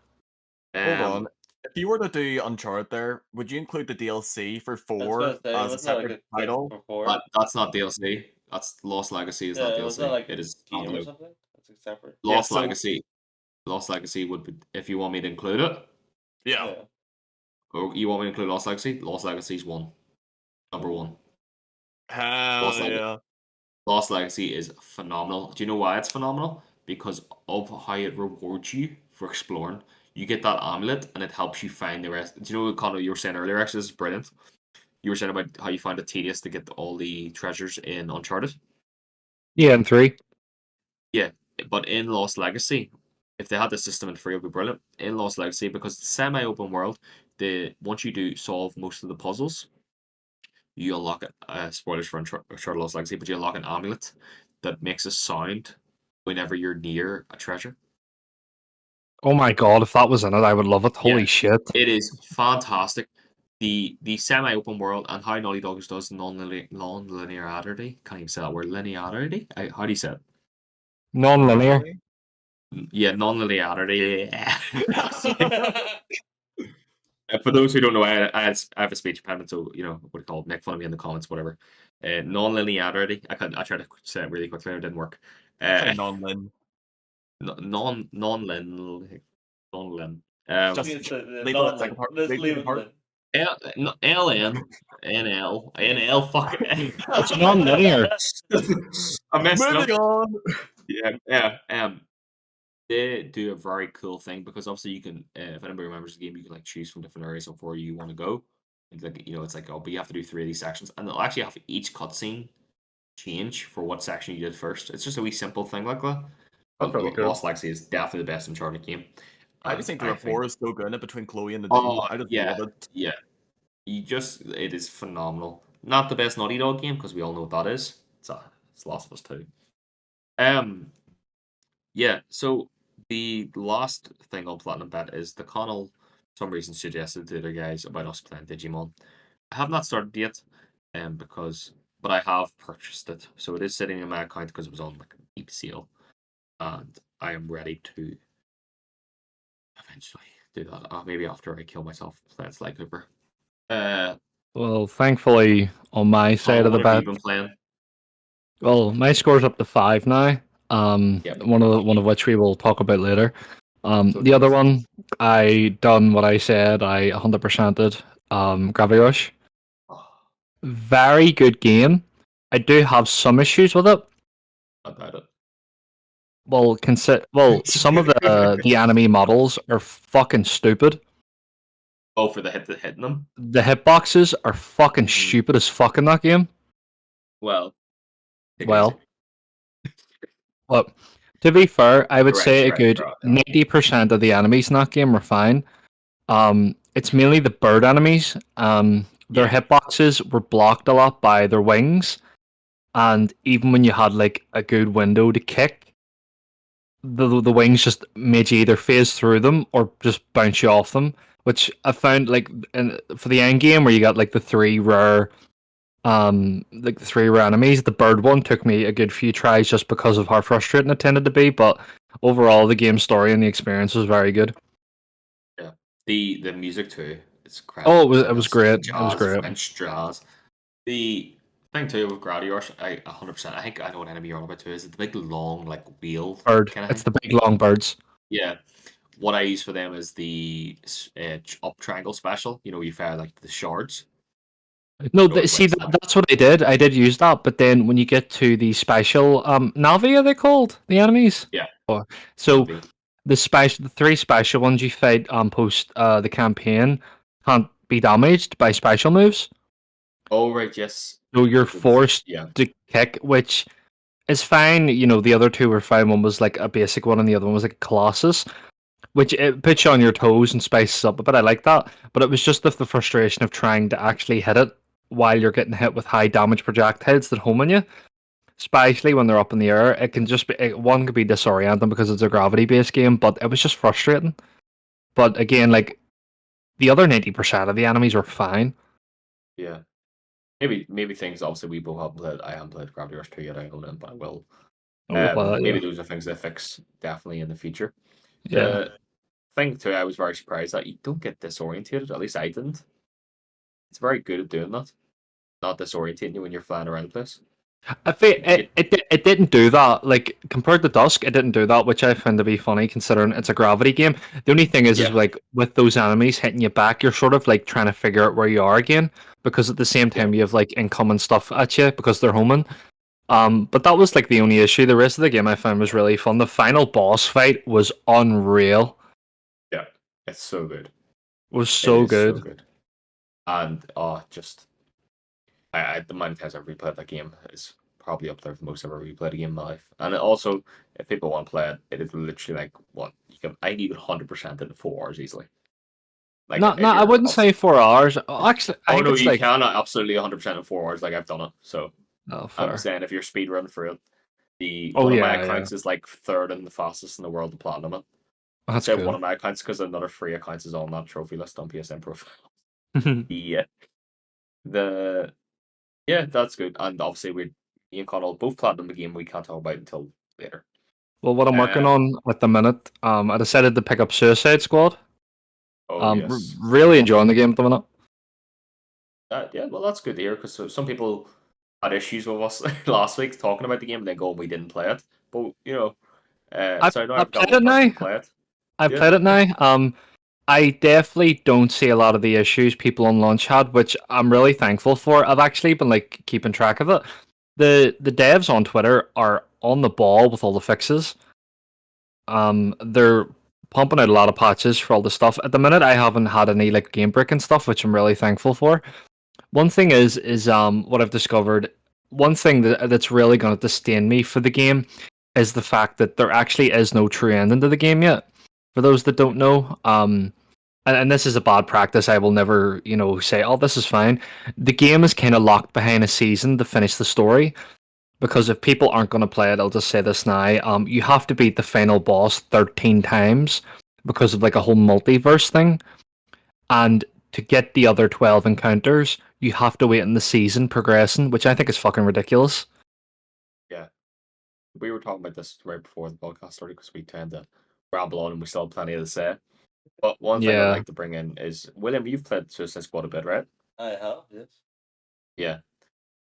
One thing I would like to say is so Suicide Squad's live service. Another live service game you've been playing, William, is Helldivers 2. Oh god, Great here we game. go. Ooh. How have you found now? How have you found the live service aspect of it compared to what Connell's described and what you've played of yourself of Suicide Squad?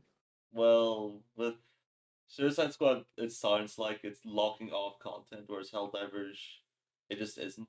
It gives you more Yeah, content, and like, even if the game dies out, that would then mean it gets harder. Because how it yeah, works we're is you have talking like a about whole galaxy map. Then you have right now there's two different species of aliens. You got like a bug and you got like a robot, and then they slowly take over planets, and you have to go and defend these planets. Every mission you do is like 0.001% of the planet is taken back. But obviously, with a lot of players, you slowly take it back, and it's just trying to keep them away from getting to Super Earth, which is in the center of the universe, obviously. yeah. That's what I like the from what sounds like where they are technically restricting in Helldivers, but it's up to the community to stop that Yeah, restrictions. yeah, Where it seems like no, like Connell, you have to wait until the next boss is released. Like you just don't. What are you gonna yeah. do until then? You know what I mean? Yeah. Well, thankfully, the 100% isn't locked behind that. If it would, I just wouldn't have touched the game. But Oh, um, frick! I would have broke me. for the moment, yeah, the Street Fighter and fighting game companies are really fucking shitty in that premise. They locked Street Fighter 6, I think, for 2 months after it release. Same for Mortal Kombat 1, I'm pretty sure. I don't know What, why they platinum? do that. Yeah, they added tournament functions as trophies, and they didn't release tournaments the first 2 months. And That's like then Red Dead 2 when it came out. We actually have a question about Red Dead later. But Red Dead 2 when it came out, remember there was like 6 trophies that you couldn't get because the multiplayer hadn't been released until like a couple months later, or maybe a month later. I think that's ridiculous. Add them as add-on trophies. Don't drain the platinum from it, like. But I thank would rather them be platinum than add-on. I hate those add-on shit. I hate them. I'm just more thankful that the gameplay that they've got has gripped me quite a bit. I do really enjoy it. All the characters play similar. Me and William have played it a bit. Yeah. He really enjoys Harley Quinn. I love Deadshot, and they've basically made their own take on Borderlands gun systems with like unique weapons, but all the unique weapons are based on characters from the DC universe. Yeah. Like I just got one for beating Superman there, which was a Starro gun, a Oh, sniper, very and cool. it actually adds marks that turn people into a frenzy, which makes enemies fight each other, which I think is really cool considering the whole Starro, like, mind controls people. I really like that. Yeah, So it does it well, and then the skill tree system is actually quite complex, similar to Borderlands, where you can Yeah, it make is, good yeah. critical stuff. I really yeah, like it. that's Although cool. the one thing about the The game is the aiming, at least on PC, it feels so sluggish. It's so slow to oh aim to people. The mouse Fine acceleration for is not me. the problem. Yeah, but I think it's like it's trying to convert the controller aim to PC, and it just feels horrible. Yeah. Like It I will definitely has to say be this. cultural preference. I've I will upped the say aim this, intensity William. so much. You will hate fighting Superman. Yeah, like you can't have fast enemies and really slow, sluggish aiming. It just Yeah. doesn't feel good. That's the one part of the Yeah. game I What don't like. as someone who isn't interested in multiplayer live service games, bringing up Helldivers 2 and Suicide Squad, like there's one of those games I would want to play. And you know me, I'm a big comic book fan, love like characters and stuff. Wonder which one. But Helldivers 2 would be a game I would love to play with friends. Yeah, it is a great game to play with friends. To be fair. Yeah.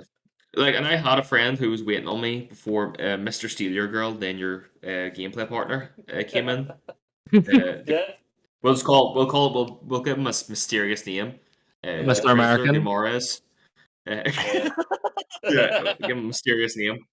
He's not gonna listen to this. He hasn't listened to the first one, so it doesn't matter. We can say literally whatever we want about him. True, true. Just William is one of those people that you said buy a game, he'll go no. You said buy a game, and he's already bought it.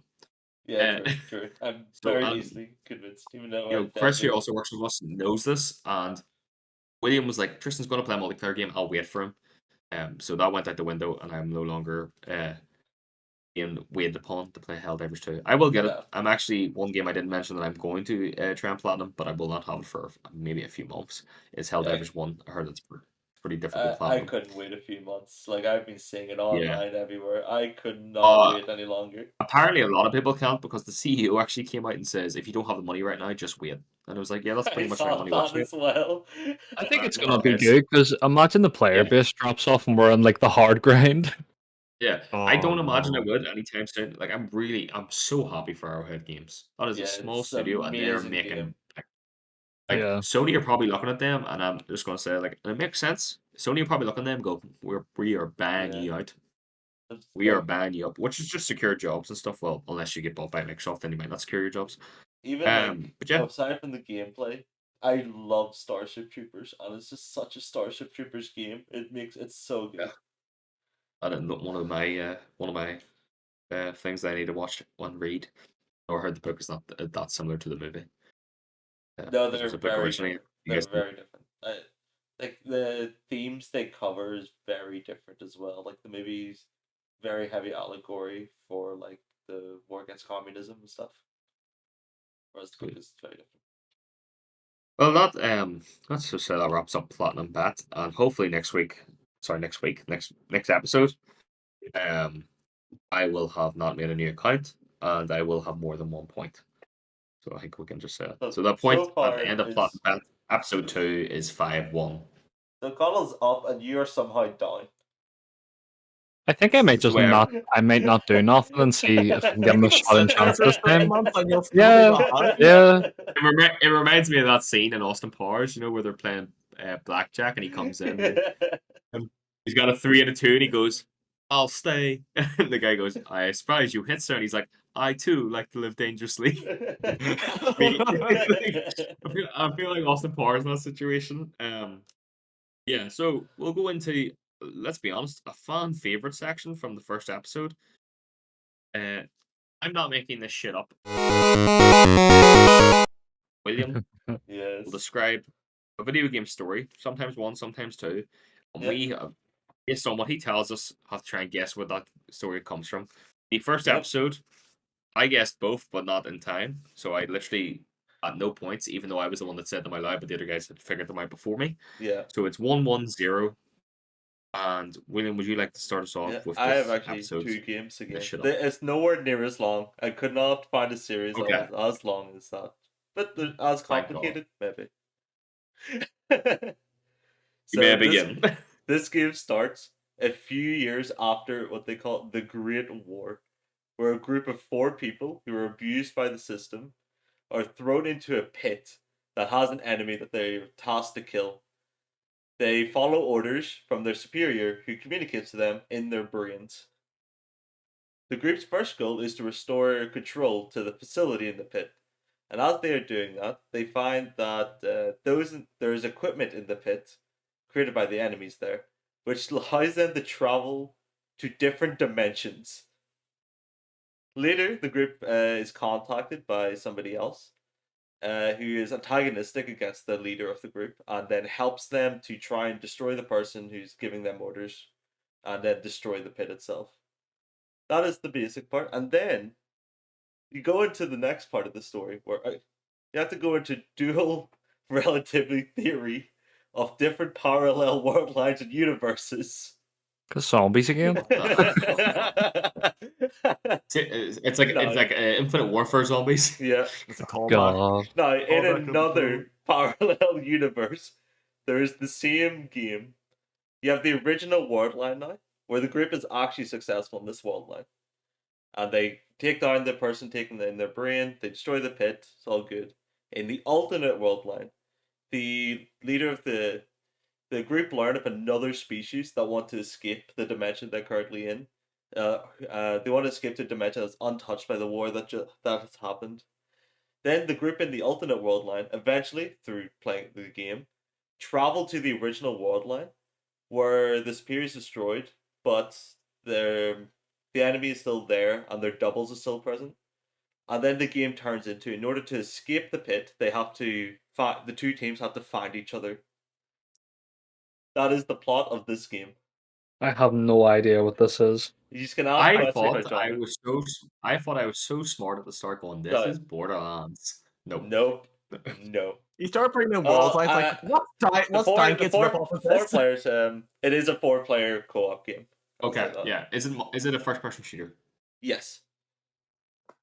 Right. Is it comedic or is it dark? Dark.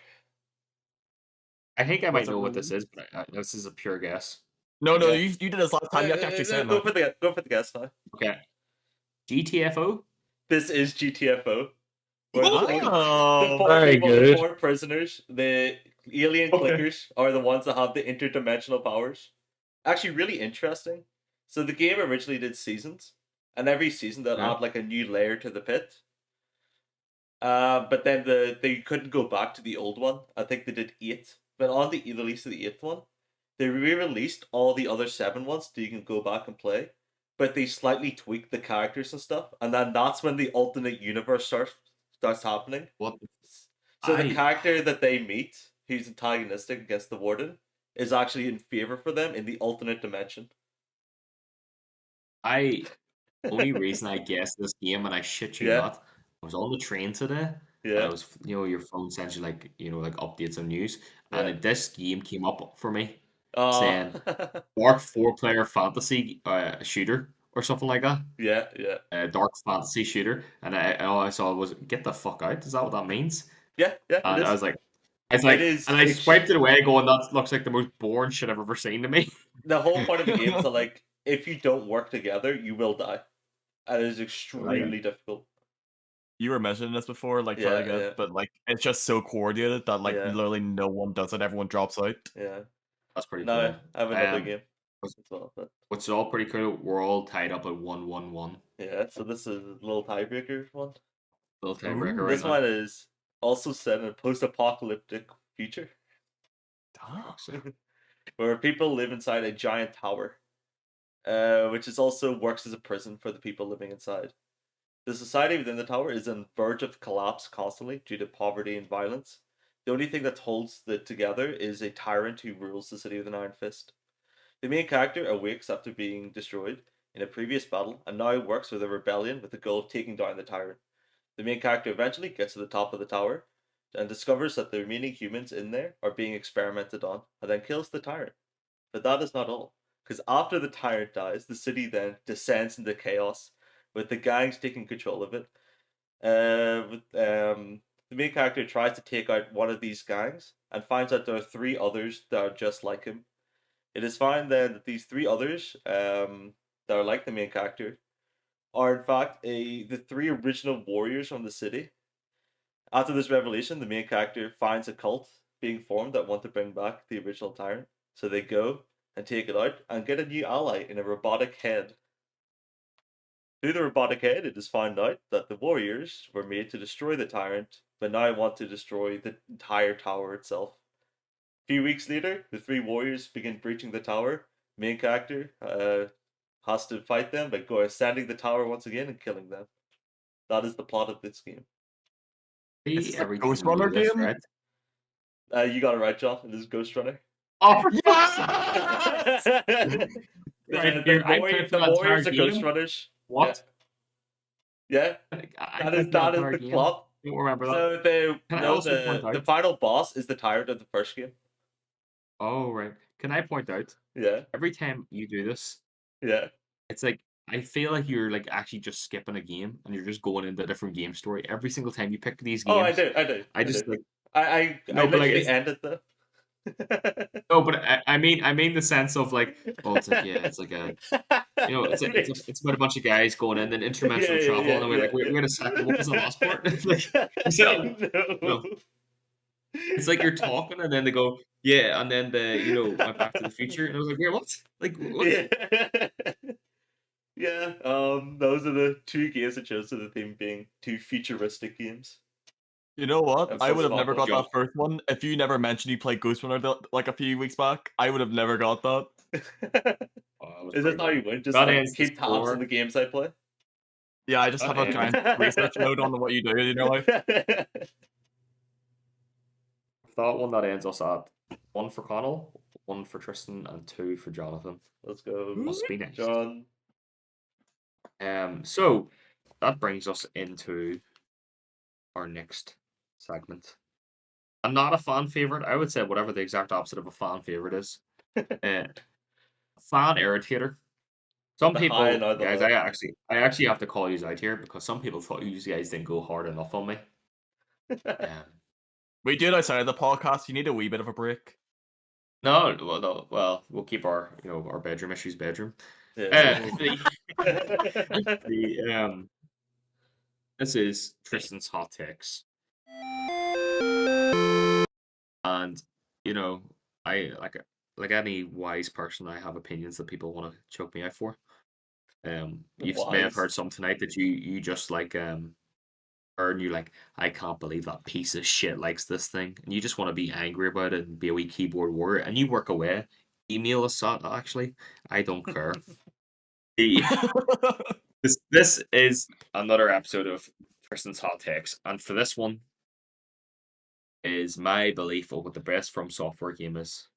Now, mind you, I feel like the only criteria I need to say is I have not played every single From Software game. Have you seen what that studio pumps out? Catch yourself on. The main one I haven't played, as I mentioned earlier, is Elden Ring. I have a wee bit of a desire to play it, not too much to be honest. This game is, I think, truly like just one of a kind. We'll never get a game like it again. I think it should be held up there with like the best games ever made. And I think it should be used as an example of it. And that would be the original Demon Souls. Have not played the remake. The original Demon Souls, PS3, published by Atari, published by Atari over here, by the way, sorry. Or was it Atari or Atlas? I think it was Atlas, actually. Yeah, it was Atlas. I always get them too confused. But I think the original Demon Souls, came out 2009 in Japan, 2010 in Europe and America, is the best From Software game. Well, I think we did get another game that just is it better. It's called Dark Souls. You may not have heard of it. Yeah. You do know they made 3 of those? Yeah, guys, well, sorry, what was the best part about Dark Souls? The second half? The entire game. Yeah. No. The Everybody exploration, knows the character, the stories. The second half of Dark Souls is very weak. Dark Souls 1? Yes, Dark Souls Like 1. all of them? Wait, explain in what way? Wait, yeah. Yeah. Oh, so like the second after, right? So after you're designed to beat the four lords after of Dark Souls 1, Yes. the quality of that game drops off significantly. The areas do. There's one area, not the other 3, I don't The think. catacombs are not good. No, the catacombs is the one area I'm on about. Yeah. Then are you saying that the Bed of Chaos is an amazing boss fight with a great area? And like the Ancient Dragon, I think it's called, the Demon Souls, it's a bit good boss fight. Yeah. Yeah. Yes, absolutely. Because actually, the first time I played Demon Souls, right, playing for it, if you beat the gargoyle or the very first enemy that's designed to kill you, you can beat it. I didn't beat it the first time, obviously. Anybody that did has just lied. You know what I mean? 'Cause it's just like your first time playing a Souls game, unless you had played a Dark Souls before. And then if you kill it, you can actually go and see the dragon early, but it just punches the shit out of you. And going to that boss fight, yeah, it is a gimmick boss fight. I'm not going to deny that in the slightest, but at least it's interesting and new. Like how long it took them to actually discover how good dragon boss fights can be in Dark Souls games wasn't until the first DLC, which I know that this had a really good boss fight. But I'm talking about for the fact of Demon Souls, the world is totally unique. It is unique in the sense of layout, which a lot of the games copy off that. There's just no denying that. Obviously, they're copying from themselves in a similar way, but it Well, it's a had the best baseline. interactions. Yeah, but it's the best That- baseline that's- anything's ever done. But it's been improved is- upon. I would say not, because the original location of like the Demon Souls Blighttown is way better than Blighttown. The boss fights are 10 times better, especially the final one. I think wouldn't the say final that. boss fight in Dark Souls is poor and easy. Gwyn? Gwen is easy. Gwen's easy. Yeah, Gwen is easy. You just need to learn the parry to beat Gwen. Yeah, I parried him as soon as I walked through the door. He jumped at me, I parried him, and I was like, all right, okay, that's what we're doing. King Alant, the final boss fight. Sorry, the final. We're going to have obviously spoilers for Demon Souls. That's But not the part. False King Galant. Yeah, False King Galant. Like that's what I'm saying about Demon Souls. It does this atmosphere, this feeling, this sense of dread. It did it fantastically. But like the False King Galant fight is well designed. It's hard as shit. Like I remember, I think it took me 50 tries easily, but it was like fun. I was like, right, I need to get in there. Don't get me wrong, Demon Souls definitely has its weakness. Maybe too light on checkpoints and bonfires, especially at the end area. The thing I would say too is you said about the Dragon God boss fight. What do you remember about that boss fight? You go in, it's like, wow, it's a dragon, and then you have to punch wood and go around in a circle and then hit chains. Yeah, you hit massive spikes into this dragon to kill it. Yep. So it is more of a cinematic boss fight. I would say yes, that is absolutely one you can just point down and say that's the weakest boss fight, but I could do that with 10, I would say 5 more, sorry, not 10, maybe it's a bit of exaggeration. Dark Souls bosses. Also, by the way, not just Dark Souls, because you said all from Soft. That's even comparing to Bloodborne, which you don't. Oh yeah, I know. Not even that Sekiro. Like you I was cannot. gonna say Sekiro. Yeah. Demon I wanted to make it clear. Station? I wanted to make it clear it's from software games. So yeah, that includes. I think it's better than Bloodborne Sekiro, definitely. You I are think you are. no. That is so No. wrong. So no. No. Bloodborne is better close atmosphere. hater. Like Right. I love Bloodborne. Sekiro has better combat. Yeah, better right. bosses. No, it doesn't. Some of Sekiro's bosses are a bit meh, I'll be honest. No, but Sekiro's I think bosses? I think the genuine combat is like the best part of Sekiro because there's so much like fluidity to it. Yeah. Like But the from thing is, sparking and everything. Sekiro is weak in other areas. Demon Souls is strong in all areas. Right, but the thing is, if That's if we're gonna if we're gonna go off on this, then It's the whole point of the segment. the main senses of the Souls games is difficult bosses, correct? No, What would you say it is? I'm not saying what it is. I'll tell you what it is. The main thing is about overcoming obstacles and not just. And their bosses, not obstacles. No, I'm saying obstacles, not just bosses. I'm talking about tension, fear, anxiety, all the things. That is the design. The thing is, at the end of each Dark Souls, any game, in that genre or created data, they want you to feel powerful by the end. It's a sense of player powerful fantasy. Yes. Demon Souls sets you up for, like, if you go through the Stormlands, you're like one of the very first areas. Those skeletons are so tough. I think everybody can admit that. And you're just like, geez, like I'm trying my best to get past these. At the end of that level, you go fight, the Storm King. And you're like, Right. well, he's flat. And I don't know about you guys. I don't really use magic in those games. I like my sword and shield, Green Knight. And I saw him up in the sky. And I remember the first time ever. And I was like, I can't do this. I was like, standing there looking at that. I was like, I'm just going to die. I can't play this game. And then I just saw the wee light from, like, a dead body where an item is. Yeah. And this big massive gravestone. And I was like, oh my god. Like, I was like, right, there's bound to be something. Maybe that's it. I actually thought it was like grass or something, like moon grass, the Hilmy or something. You Right. pick it up, and it's the storm ruler. And you grab that thing, and you're obviously like, oh, it's a new weapon, I'm going to use it, two-handed. And then you just start swinging it, and it cracks the sky. And you do damage to, like, I would say, unless you're facing, like, the complete opposite way, most people will always hit something because it just has such a wide radius, and it's designed that way, so oh, right, shit, this thing can attack them. And And you do that 10 times. Well, no, well, yeah, that's like saying, oh, I have to attack a boss 10 times. Like, well, that argument doesn't make With sense. no challenge, Right. with no But just- actual fun factor. No, but that's what I'm just saying. the It doesn't story. need that challenge to be memorable. That's what I'm saying. But to The- step on the your challenge- heels a bit on your point, right? So you were saying about the skeleton thing. Choose. So Yeah. you were saying about the skeleton thing from it. Dark Souls 1 does that just as well with the skeletons beside Firelink Shrine, and you can't The defeat them till you get a graveyard. magical weapon. Yeah, Yeah. that's why it's bad, because they keep spawning and the player is going to be frustrated. Dark Souls 1 I actually think is so stupid at the very start of the game. Sorry, not the very start. When you get the Firelink Shrine, I think it's so stupid. You know why? Why? Where you're positioned when you get dropped off Firelink Shrine. You're Facing obviously positioned. towards her. Yes, you're facing the character to tell you what to do, right? As soon as you talk to him, you have an option immediately. You see to your left to go down, which is obviously, a bad way to go at the start of the game. Or you have the right way to go on your right side, which is to the catacombs. And you're just going to get your ass kicked and you'll get frustrated. All they had to do was switch the placement of where he's sitting and where you spawn in, and you would see that clear line of sight going to the Undead Burg.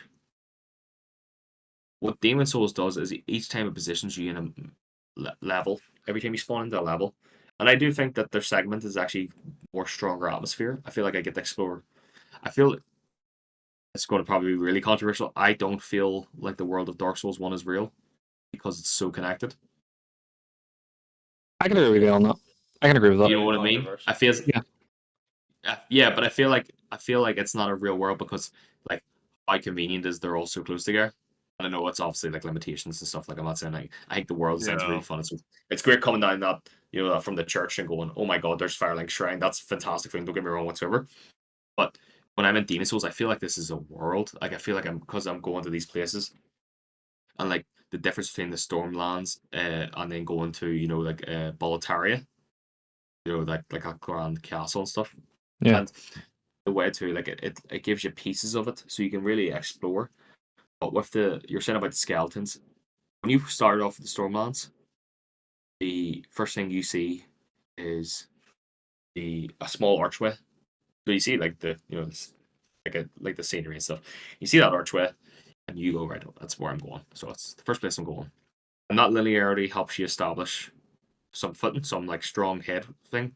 Because I feel like the choice it gives you at the start of Dark Souls 1 is too much for some players. Most players, I'd say, because, like you said, you can go to the catacombs if you want. Yeah, it's great. But what are you really gaining out of it? The enemy's going to respawn. All I'm going to gain is, well, I shouldn't go that way. That's it. That doesn't seem worth my time to me. But Demon to be Souls teaches you fair, better. You can get like- some strong early game weapons as well. If you do Yeah. persist and go down, you can get a boost for going over. Yeah, that challenge. 100%. 100% you can. But what I would say is the challenge of you, because I bet, let's be honest, people are just going to start running past them when they see those items, and they're going to die. They're going to try and run past them, and they're going to die. They're going to roll, try and get them past them just to get that item. Is that item not handy? In the term of that item will only be handy in the short term of that game. In a sense of where especially Holy, I think the one you guys are talking about is the two-handed Zelzer, isn't it? Say one of the graves. there's a Yeah, couple of things, but There's Yeah. a couple, yeah. like in general, they- like those types of games, like you're not going to keep an item for too long, especially in the early game. So any advantage you can get still an advantage in the long term. See, that's my problem with them too, because I like the idea that any weapon I have can be used to the end game, because it's like the weapon I've got. I like don't get me wrong, I like getting my claymores and shit. I think that's fun. It gives player choice. But would you guys not admit that it would be better in Dark Souls 1? Say that blade, instead of that blade was there, it was a blade that had holy damage, and then you attack the skeleton and he doesn't get back up, and you go, wait a second. Then that gives the player more choice, because you can only get the holy weapons if you go further into the catacombs, which obviously you're just not going to be able to do reasonably, unless you're like a speedrun or something. We're talking about player perspective and stuff. And if you got the holy weapon early and you go, right, I can absolutely take these guys now. I'm going to explore the catacombs first. That gives that more openness. You know what I mean? And But that's I what would Dark ar- Souls One is I would really trying to argue, give, though. but I would argue, like as a level design sort of perspective on it, would be there's enemies there. They've placed those enemies there on purpose. I can't beat them. Oh, I must go the other way then as an easier option. Like the Dark Souls, like from soft games in general, are built on frustration and overcoming obstacles, as you've said. But if we're going to your point of like sticking with the one weapon, Sekiro I think does such a better job because you're not even changing weapon, you're changing tools. Yeah, Yeah. no, 100%. But like, the way I'm saying about the weapon thing is like, you can like, I'm talking about like, because obviously you can upgrade and secure, but I mean, like, you're like, I want to give player choices. So like, maybe you want to go for the game full lance, maybe you want to go for spells, maybe you want to go for the sword, shield, or an axe or something. Demon Souls does that really well. It also does. You were saying about William about you have to do that 10 times over. Yeah. For that argument, I don't like. I don't think it makes sense in the sense that that's literally what you do with a boss. You fight them, you hit them to use. But like you have to think The about amount of their bosses attack in Dark Souls patterns. that you just run around. Yeah, but how many times in Dark Souls have you ran around the boss's left side and just kept whacking every time you got a chance? No, but I know So exactly what he's referencing though, because it happens in 3 with Yorm. You Yeah, basically just it's go like up the and get the worst boss wind. in 3. Yeah. Yeah. You just yeah, because grab they the poorly Giant designed it. Slayer sword. They poorly designed it from one or from Demon Souls. Sorry, not one. Sorry, from Demon Souls, because that Demon Souls sets that up in such a beautiful way, like I already described. The thing too is, I said it a couple of times about the atmosphere. Demon Souls is so unique with this, where I think that they try to capture it a bit, especially you were saying about Dark Souls 3. It takes a lot from Demon Souls, especially with the hub area, going back to it and stuff. But I just think that the core atmosphere of that world is just still so mysterious to people. It never gripped me the way like Sekiro and Bloodborne did. It just never did. And That's why and it's called Tristan's Hot Takes. Fuck's sake, Connell. Why are you I know, but it's like it's one of these things. Like There's one other there's aspect of nothing. No, go ahead, Will. there's one other aspect of Demon Souls. I forget the name of it. It's like the light and dark mode you can get whenever you die, and it being required for certain quests. World tendency. World Tendency is so trash of a system. Nope. It's the best system in the What? game. How? Just how? World tendency. What, right? You look at any fucking game, right? Just I'm getting passionate here. This game goes to you want it's going to get you to your place. You're going to get there eventually. Well, just with persistence, you're going to get to that power fantasy, right? You 100% are. It's like, okay, you have died a few times here. Are you going to get better? You got to keep repeating the same thing over and over again, or is what the game's going to do is make the game harder, but not really. What it does is it rearranges stuff. You give people go, oh, it actually just gives you harder enemies. No, what it does is actually gives you enemies that reward you with more souls, which will allow you to level up better. It also halves That's what your it health. actually is. Oh, World Tendency? No, World Tendency doesn't have your health. Hoppy and Hollow does. Or be like that. And sorry, I didn't know. Isn't that thing in World Tendency also lowers your health as well? no, that's like being Hollow in Dark Souls 1. All you need to do is be able to come back again. That was a mechanic. That's what I'm saying about Demon Souls. Demon Souls start like every single mechanic you can think of, really, from any from soft game. Like it's I'm constantly referenced back. Like the PvP. Come on, how crazy ingenious was that? And I still think, by the way, the best they've ever done it. I mean, I just can't agree the fact that, like you're saying about the big bosses, Ishin for me, like made you combine every skill you learned to up to that point and have to perfect it to beat him. So did King Galant. I just don't think Alant was as impactful as Ishin. And if you're talking about King Galant, false King Galant, sorry. Is that the one in the swamp or the one in the castle? No, so King Galant is the final boss. False King Galant's the one before in the top of the castle in the throne room. Yes, sorry. That's why I really appreciate Demon Souls, is because it gives you those moments. And it gives you those bits in between those, obviously like the bits we love about Dark Souls. Like you did say, like about beating boss and stuff, you do feel great beating a boss and shit. But it gives you those moments, those memorable moments. That you may not like the Dragon Boss fight, but it's like you remembered it. Like you remember that fight. You don't like it, but you remember plunging the spears stuff, beating the Storm King, the Adjudicator, underneath, and like the arena's pitch black, and you're like, I can't, you feel the pressure of trying to fight the boss. You have the Penetrator. His freaking intro is one of the most intimidating intros they've ever. I don't think they've actually topped that intro yet. Honestly, like the fog is seen as a safe space. Before you go through the fog, you're like, all right, I'll go for the fog. That's the boss. Or go for the fog. That's the safe route. You know what I mean? And the Penetrator's intro is piercing through the fog, killing a guy, and you're like, holy shit, this thing can go through these walls. Like, in your mind, you're like that. And then to top it all off, you're like, right, beat false King Galant. Let's go. Like, I'm sure the next boss fight's gonna be hard. Like, let's get ready to kill King Galant here. And then you get to him, and he is just this puddle of a man. And this was done again in Dark Souls 2 with Hendrik. Yeah, it was done. Right?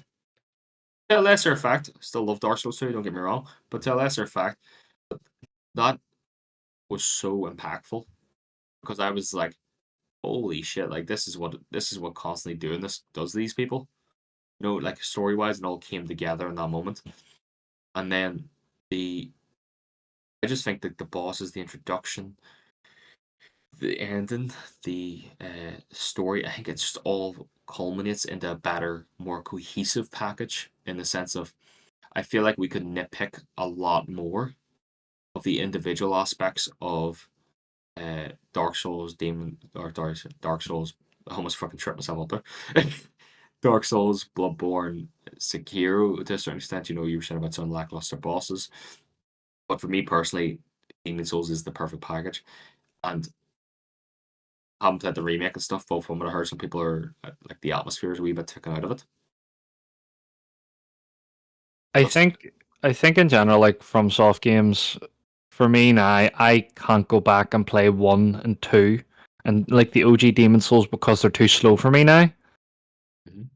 Yeah, But free definitely picked up the pace. it just from my experience playing them, like 2 bosses stand out to me, and one was Sword and Ishin. It took me so fucking long to beat him the first time. The second one is the King of the Storms of the Nameless King in 3. Yep. I still think that is the only good dragon boss fight they've ever done in a Souls game. Be a hot take itself. That's probably a hot take in itself, to be fair. But I don't think Demon Souls encapsulated like the reward and like you would feel from beating them compared to it. And just for me personally, like I would always do a Dax build, but even when I used to do Pyromancy in the older games, like I felt like Dark Souls 1 being Pyromancer was probably the most fun. But I just Demon Souls never. I just don't think Demon Souls captivated like enough people. Like, because no one's like talking about the besides you, Tristan. Like, no one talks about Demon Souls the way they talk about the other franchise games. I think too that is the fact that obviously Demon Souls sold enough that when FromSoft pitched Dark Souls to Bandai Namco, they were like, yeah, okay, let's do this. And Dark Souls came a great hit. I'm so happy, but apologies. I feel like you need to give Demon Souls its flowers because more than a dozen mechanics and features and all were in Demon Souls first. Factored in Demon Souls, I would say too, and they were just carried over the next games. You wouldn't have that vibrant PvP scene wasn't for Demon Souls. You wouldn't have the blight towns, the swamps and stuff. You wouldn't have all these things. And to a certain extent, people would say, and I have heard this, like stuff from reading articles and stuff, that it's getting a bit long in the tooth for those features. Where why do they always have to have a swamp? Well, because Demon Souls did it. Why you know what I mean? And at a certain point, I still think it done them the best.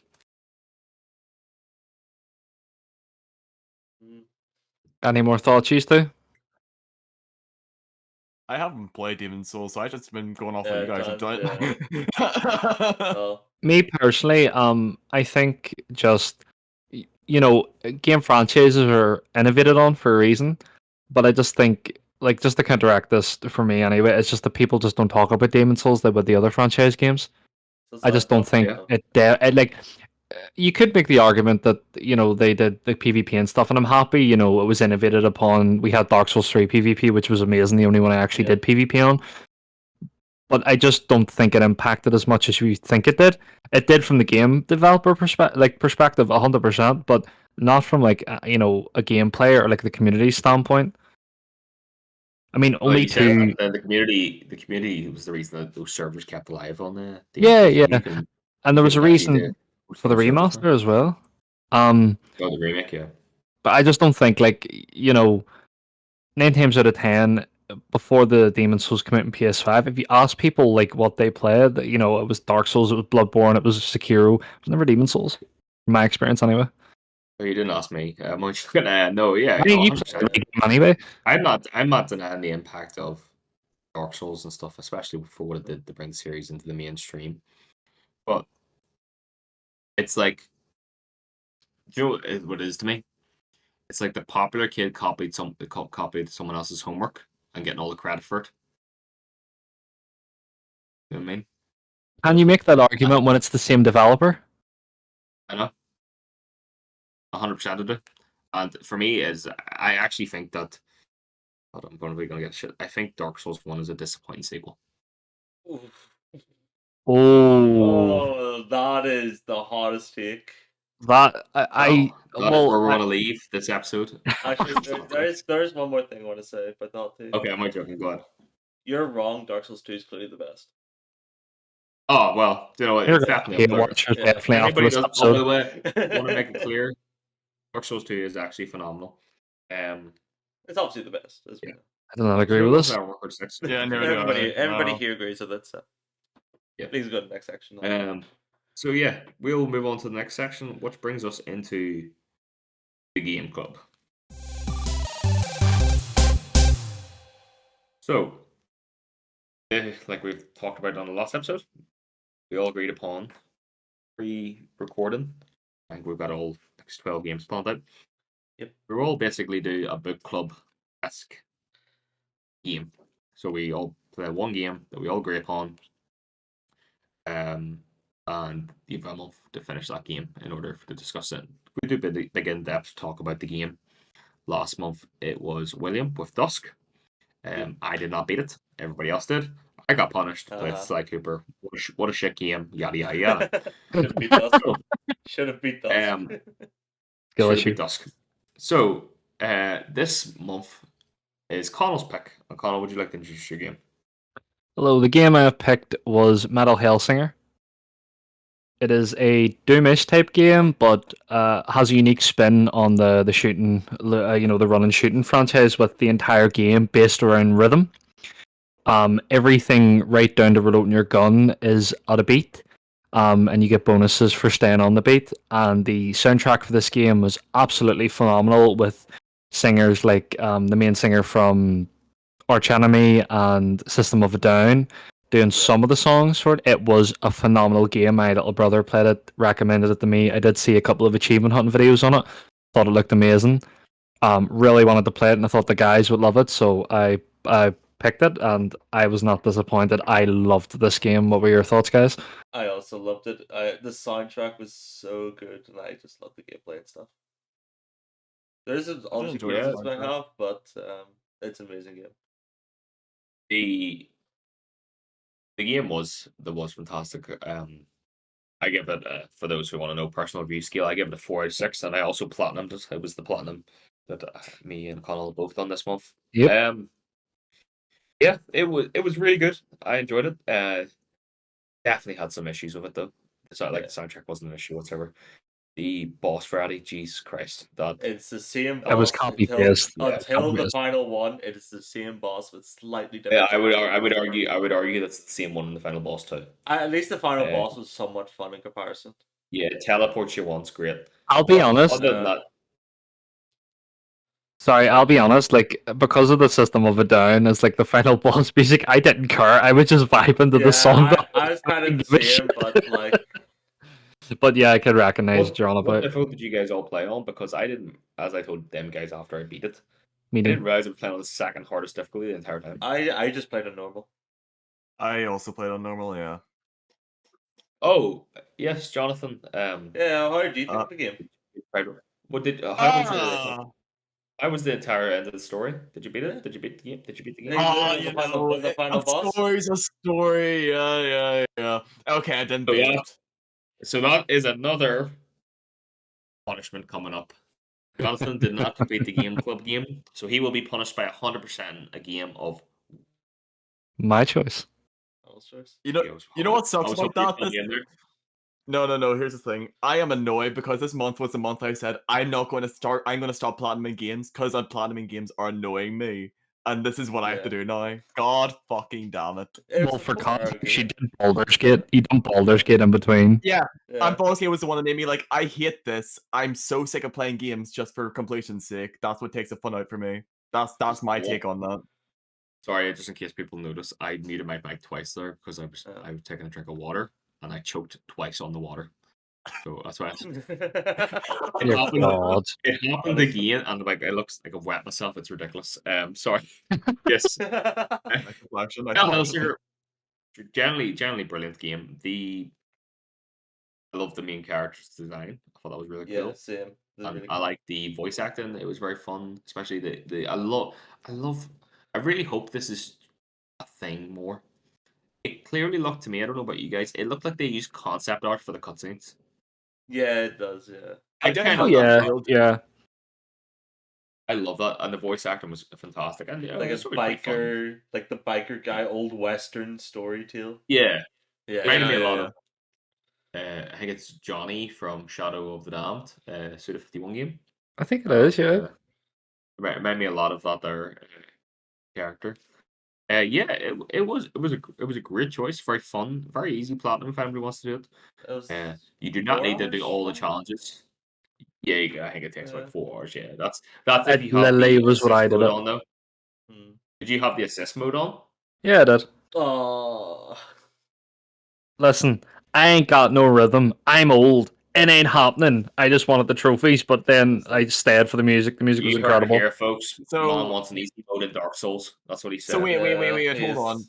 Can I just take from the fact that you choose a rhythm game, but then you're And also then didn't saying that you play turn the on rhythm assist game mode part. before you know lack of rhythm? I Like I don't No, listen, no, listen, no. listen. In fairness, it does actually still you still do the rhythm. Yep. Because I looked it up. What it does is basically even if you miss the beat, it'll still count as a hit. So you Oh, actually still have to stay on rhythm to get perfect shots. Yeah, you still have to like keep your hit combo and stuff. Yeah, you can't. It will drop off if you don't get the perfect. Yeah. So it's not. It's not. It just basically stops from you not being able to fire. I know you can fire off the beat, but it does nothing. yeah. yeah, it's just a really weak shot at that point. And it makes the perfect reloads a bit easier, but like, honestly, I just wanted to play the game for I like the gameplay and the weapons and stuff on it. And just, I love half the artists that were used for the album for the game. Yeah, the Mm. music is so good. Oh, another thing, the pistols are probably the hounds. Oh, the Are probably hounds are my so good, mate. favorite pistols in Mine. any video game ever used. So good. I didn't They use felt them that much. incredible. I didn't really I use used them them. Oh, quite and a bit. also do you know the axe things you can throw? The crows. The crows, They're yeah, so they're my fun. favorite weapon. They're They're my so favorite fun. weapon. The Yeah, they're chakrams. very cool. My Yeah, favorite weapon is like the well, DLC gun, which is like that the is. machine gun. Pretty cool. Oh yes, I never got. I didn't even get the DLC. Wasn't like available on us. Was it Connell on PS4? I think there was like 3 DLC. I think we only got 2, Yeah, I'm pretty sure. you also didn't realize they have like copyrighted music on it, so you get to. That's a really good song. That's Disturbed Oh yeah, I one. did. Yeah, Oh, Gorillas, God. Feel Good Inc.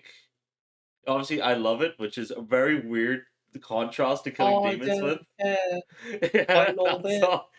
And then That was such a weird thing that you the mentioned. entire Dusk soundtrack you can play. Oh, do you know what I would love to play that song? Listen to you know that they're fucking the WAP. Oh 7 days my a week. god. Why? Oh, I can't wait. You know what's funny? The last DLC for this only came out in December. Oh shit. Yeah, well the game only came out last year. I was Yeah. saying, when did the first release? Yeah. Last year, yeah. 2021? Maybe Was it 2022. end of 2022. 2021? The unfortunately, guys, we have to pass some judgment here. Sorry, Yeah. Donald does. Donald, It's funny because there's a game coming up in the game club, and we all know Connor will be able to beat it. I'm not gonna beat it. I am not beating it. I'm not gonna tell you what the game is, but let's be honest, I picked it, and it's a very After good game. March, the next 2 months to me are gonna kill me inside. Yeah. Let's be hopeful. Maybe March will kill you too. Oh no, You- I'm beating that game. I can't wait for that. Is it because I chose it, so you're No, worried about that? no, I looked a bit more. No, I looked more into it. I actually really can't wait to play it. Yeah, it sounds awesome. Yeah, Yeah. we're actually gonna play. Small only hint I'll give is that it'll be a new release. I think Ooh. it's the only new release in the whole 12. I think. Yeah, Yeah, yeah. I it definitely is. think It is. Yeah. Yeah. The, some of us are new experiences and stuff too. Don't get me wrong, and Yeah. we're gonna test to see how John is. But Connell, what is Jonathan's punishment? He must Okay. 100%. Johnny boy, you've got option A or option B. What do you want? I told you before. I'm not choosing. It's a punishment, so you're gonna surprise me with it. Okay. Cruelty. It looks like he's using the worst one. You lost your It's 50-50. it's either. Oh fuck! They're both nines. Just give him one. Yeah, you just choose the harder one. I'm only giving them one. Ah fuck. Right, I'm only doing this because I don't want you to go mentally dull. I'll give you Evil Within 1. Oh my god. No, mate, you know what the other one was? Outlast What? 2. Oh Should yeah, Evil should Within, have I should have remember. went with Outlast 2.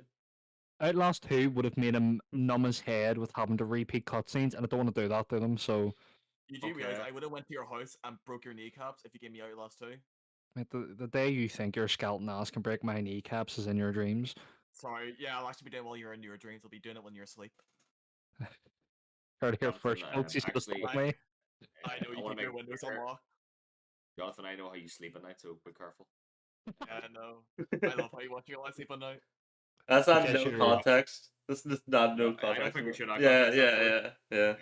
Yes, but No, all you your need to know, punishment I is leave Evil my... Within 1. No, you don't need to know Okay. anything. Just he watch you at night and you Oh, sleep. wait, No, no no, no, no, context? no. I leave my window open for a reason nowadays. Oh yeah, true. My little Jonathan was cold. Yeah, so that is Anyways. Jonathan's punishment. He has to 100% be Evil Within 1. Good luck to you. I have done it twice now. Yeah, so that Good luck, soldier. brings us to the end of Game Club. And now for a segment that I think, we actually had a really good discussion last time of, is quandaries, quips, and quizzes. This is our email section. And we've got some lovely emails from some familiar names, well, not so familiar names, some who, want to be blunt as hell here, I came out of. That's one So- way to describe it. Yeah. She will listen to this and she will be so annoyed I said that, so I think it's funny. The worst So, way to David Preston describe it. writes in, love the first episode. Okay, kiss ass. Loving audience, my ass. Heyo. I just wanted to know, who are your guys' favorite Superman-like character? His personal would be Plutonian from the Irredeemable series. I need So to your favorite Superman-like character. So you got your Homelanders, your Omni-Mans, your Bizarros, any of those. Any guys got any ideas? What's your favorite might be? For me, it actually is Homelander. Homelander? You Yeah. would, Yeah. you would be a Homelander type of guy. I could just imagine. Home library, aye. So the Supermans, it's like they have the same powers, or like the concept like they're extremely overpowered and like Is it like the idea of invincibility? yeah. Yeah. It's. I think it's more. Yeah, it's that the flight, the laser beams. It's like that's Superman character. Like I think you could just know what a Superman character is. The character's just Mine's gonna piss extremely you guys OP. off. Oh, of course it is. Everything Yeah. you say pisses us off. Yeah, that's why we did the podcast together. It was a great idea. Yeah. No, you literally part of your job is listening to me talk. God. Well, what is it? You're hyping it up, so tell us what it is. It's Icarus from the Eternals movie. Yeah, that's the worst possible option you could have went Yeah. for. I fucking love that character. I was so I don't know cool. the I thought. character, but I just heard Eternals, and I'm like, yep. Yeah, it's Yeah, just no, he is he's like a Superman like character. I just like I love poetry and stuff, and the whole story was really good. Not getting into it, but yeah, that's mine. Homelander, yeah, I love the TV show. The a Boys very and like stuff. niche one, I'd Yeah. say. What was your niche one? So I've read Red Hood and the Outlaws, the Rebirth. They have Bizarro in it, and they do a different take with Bizarro, and I honestly love his character in that. They have it so like instead of him being in reverse, it's that he has the mind of a child because he sees the universe in reverse, and that's his like Bizarro trait. Yeah, that's actually pretty Bizarro cool. is cool, like. In that specific, I think it's Red Hood and the Outlaws Rebirth. That like 4 volumes or whatever. It's an amazing story. That I'd say. Yeah, Jonathan, do you have one? No, this is gonna sound weird. So I started Shocking. watching Invincible. Let me say it first at least. So I started watching Invincible season 2 bit by bit, Don't and I spoil it was for just me. like, Yeah, no. yeah. So what you know that big superhero in Omni-Man? Invincible? No. I really like Immortal, and it's just because of what they do with him. Oh, Like, the Immortal. Right. Yeah, Yes. yeah. Yes. Oh, that's very no, cool. Yeah, more was a good no, choice. I really want to say it, but also I don't want to give spoilers, so I don't know if we put up a spoiler warning or Uh, not. No, Oh, because don't say it because some people haven't I watched it and they're on this see. podcast. What about a season 1 spoiler then? Or Yeah, No, it's I've just watched it. season 2 that made it for me, so I can't say it. oh, But it's like okay quite then. a funny scene. Right, It we is will quite put. I think I know we what you're talking about. Yeah, I know what you're talking about. yeah. Yeah, well, that's. Hope that answers your question, David. I'm sure it does. And thanks for liking the podcast and whatever your good friend or whatever you want me to say. Aww. So Jamie Stewart writes in. Oh, what a guy, Jamie. Yeah. Oh I'm my so pissed god. hearing that. Yeah. So I'm going to start off with Jamie because he's got 2 sections. First one's called challenge. Oh, So oh no. Jamie hates me because I actually Ellie read hates this us. wrong earlier. When I Yeah, read it wrong. It doesn't. It just asks me to do it. Oh, yeah. thank god. Yeah. I would like to challenge Tristan to complete all Call of Duty campaigns from the PS3 onwards. That sounds amazing. That's like COD 4 to Advanced Warfare. He means World at platinum. War, William. Onward. World at War, Yeah, William. just play the campaign, not the hardest difficult. Play the campaign. No, No, Platinum, he William. means platinum them, Yeah, I still think Oh. amazing experience. and then rank them Modern all. I don't Veteran. feel like I don't think we're that close friends. William, that you think I would enjoy that? Question: It's amazing. I would do there it. are AAA games that do well and are great, but I have noticed that indie games tend to do better and offer more. Why do you think people are being attracted rather to indie games than the bigger budget games? Good question. I mean, corporate greed really takes over AAA I games. I don't not think it's the even that. corporate greed aspect of Yeah. it. Like battle passes, all the different skins you can get, Oh slowly yeah. taking out bits of the game and forcing players to pay for it. Whereas indie games, majority of the time, the only thing you can pay for extra is costumes. They're normally a lower price and more fair for the game you're getting. Whereas AAA say the same price no matter the quality of the game. Yeah.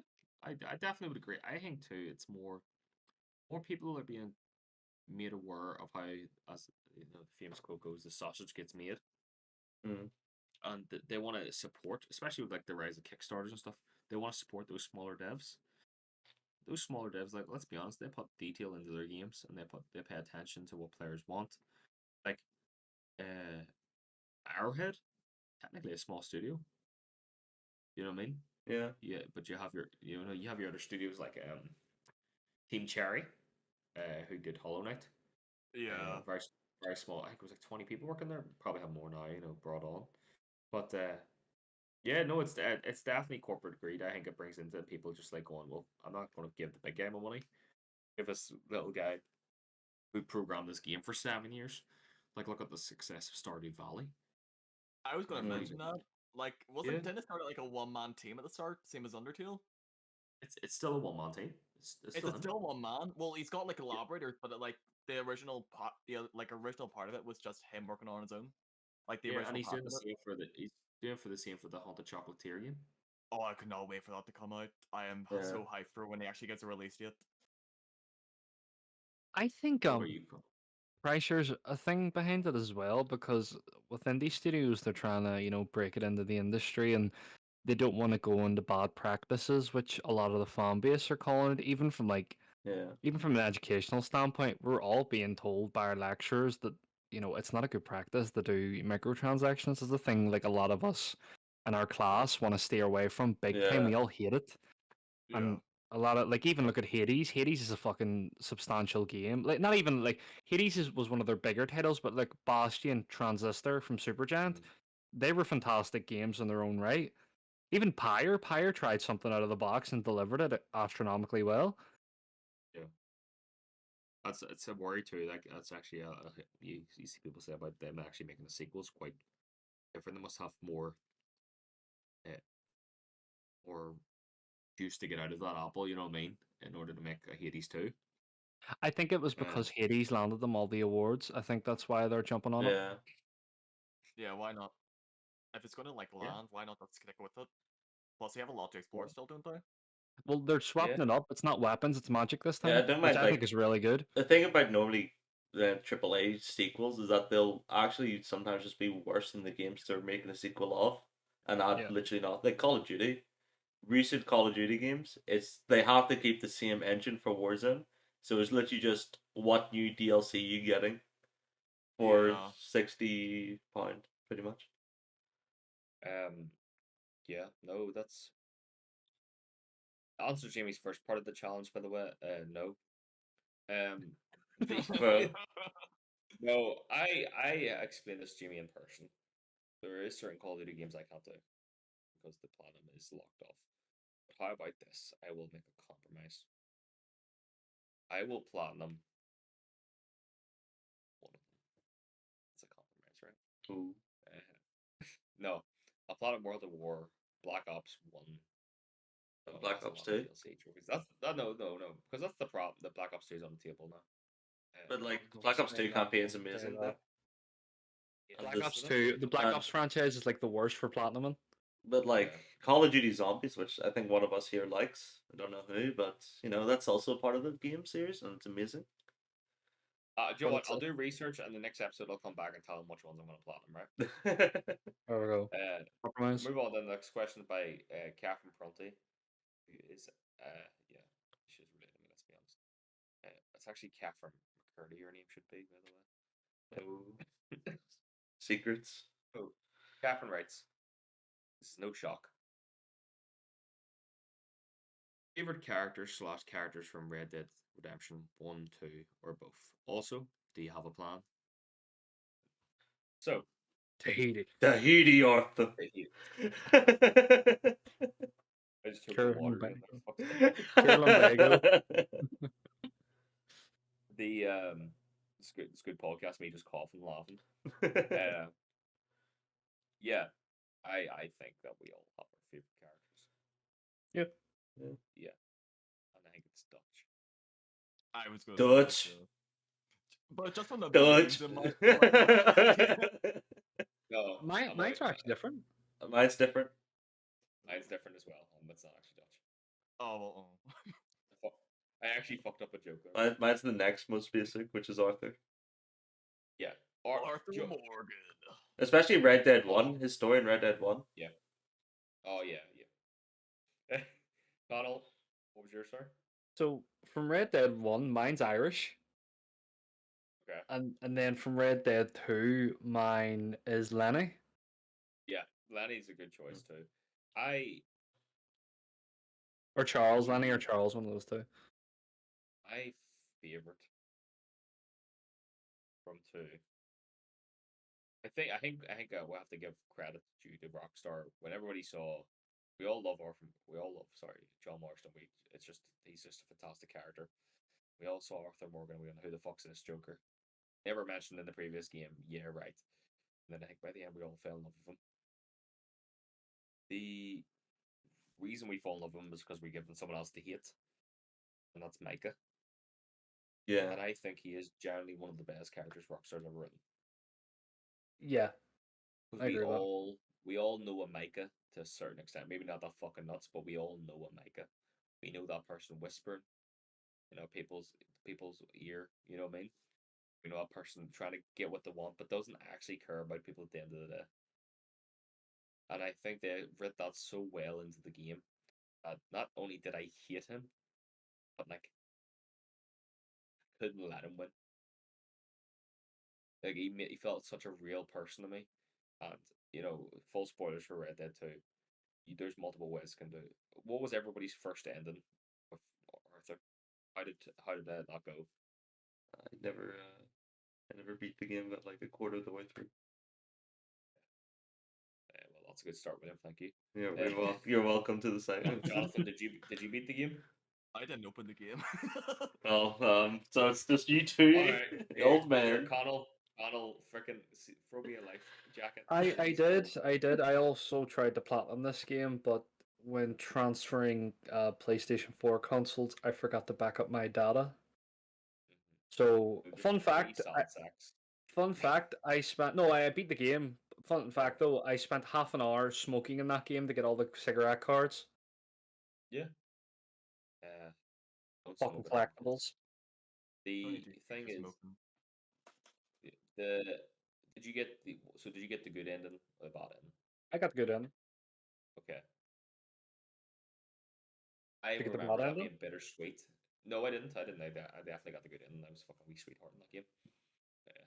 You're Heidi man, Well, but the thing I loved about, and I think I said Dutch jokingly, but I actually meant it too because I think Dutch is elevated because of Micah. Because I remember people like constantly going, was Dutch always like that, or did he hit his head, in the tram accident, whatever, all those theories. I think that Micah gave him the excuse to try and see if that was his real self. You know what I mean? Yeah. A person that was never going to judge him for any of his actions, his shitty behavior. He's always going to stay loyal to Dutch. But once John finally confronted him and called him out, he was like, "No, this is fucking bullshit." On top of the cabin, Yeah. and Dutch was like, "Yeah, I'm just going to shoot him. I don't need him anymore." And it did. I think in Dutch's mind, he was like, "No, look, I'm doing the right thing. I'm shooting him." But then afterwards, he realized, "Oh, there's no one stopping me now. There's nothing. I don't have anybody left." Because Michael was just staying with Dutch because I'm pretty sure Michael was as loyal as a dog, but not in a good way. Yeah, He's I like hated he's that playing dog. the first one again after. I loved Javier as well, and like I'm back to the first game now. I'm like, God damn it. It made me appreciate it more, the bond more. Because when I Yeah, went back to the first game, I was just like, guys, we were a family. You did this. You know what I mean?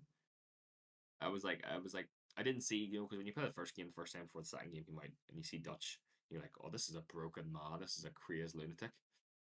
And then when you replay the first one after beating the second one, I just see the Dutch I remember. The Dutch who's got a plan and stuff. Like they really expanded those characters really well. Anybody have any closing thoughts on that? Not really. no, I agree. I think you've encapsulated it quite well. Big fan. So this is next one is by we'll go by we'll go by Tina. We'll go by Tina, who, as I made a reference to earlier, I came out of. She's This is the worst way to describe it. well, otherwise known as my mother. So I don't know. I feel like that's a pretty medical way to describe it. So, listen to the podcast from start to finish for someone who's quite literally no understanding of gaming world or any subjects discussed. I find myself frantically trying to find a power bank to resurrect my Sega Mega Drive to play Sonic the Hedgehog. So that was she just wanted to tell us that. Yeah, I know where that plug is, and I told her I didn't, and I thought that was funnier than none. It's so cruel. You're a horrible That's son. so Oh my cruel. god. I'm a fantastic son. I'm just not getting killed as No, teens again. you should say no so that they like listen to the podcast to this point to find out. Yeah, I was like, I just like informed them finally. So yeah, going into the next email by Jim or Died again. We give us a heavy one last time. I think he asked you some pretty great questions this time. We got 3 ones from. What's your favorite song? It definitely changes depending on how I feel. Right now. Right now, A Little Piece of Heaven by Avenged Sevenfold. That's is that on their self-titled album? Think so. Yeah, I've heard that one. It's not a song you can sing out bibliography. loud, mind you, because it deals with Yeah, That's a good song. cannibalism, necrophilia, but but it's a banger. that's the only album I've listened to Avenged Sevenfold. 6 out of 6 that album. That is a brilliant song. Listen to all I've their seen them albums. live. They're very good.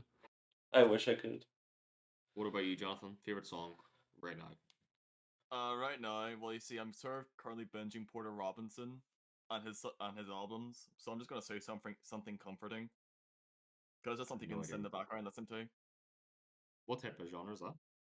It's a wee bit of like, I'm gonna say a wee bit of pop, but also it's just indie, but it's also really lighthearted. Like sometimes Yeah. I'll dip into like a wee bit of metal and rock, but I'm just in pop right now, pop indie. What I'll say is actually we'll put any of these songs in our link below, so people can go listen to them if they want. Connell? Mine's at the minute is When Legends Rise. When Oh. Legends Rise by Godsmack. Such a good song. It's very good. I love the name of that band, by the way. It's a very Sorry. good hype Godsmack, song. It's very good. It's very good. My favorite song, and it has been for a good while now. Well, my favorite song of all time, right? If we're just going all time, and it'll always be, and I'll probably play at my funeral, is "Kansas Carry My Wayward Son." It's my favorite song. If we're just talking like full on favorite songs, but right now it is Low Roar Dreamer, and I literally have a tattoo of it on me, which just says Dreamer, with a Christian cross because William knows me well. It's definitely like a vampire cross, whatever. No, Yeah. it's So, not. Jimmer's second question is hardest game you've ever 100%ed. Well, I don't 100% games, so not me. Probably Team Fortress 2 for you, William, that you've tried to. 26. I got them all. It's like I feel like now it would be like 80% if I didn't cheat. Or maybe 70%. One of the trophies is ridiculous. Like, Oh, it only takes a couple thousand hours, 2,000 hours. I yeah, think. it's like the. It's the million mental bots, isn't it? manslaughter. You had to kill the million bots. What about you, Jonathan? You literally have a whole section about this. Yeah. Here's the thing. This is gonna break it, but I'm gonna go for one I'm still currently going by bit by bit. And if you hear that, you probably know what I'm gonna say. Binding of Yeah. Isaac. Why? Yeah. I torture yourself, No. so. No, 600 achievements on Steam, and every single item you get in game counts for one, and I'm still doing one save file on it, and I'm over 600 hours in the game. It's a game, not a fun game after a while, but it's a game. Hey, look, we appreciate your sacrifice in that game. It's gonna be many funny times. Yeah. Connell?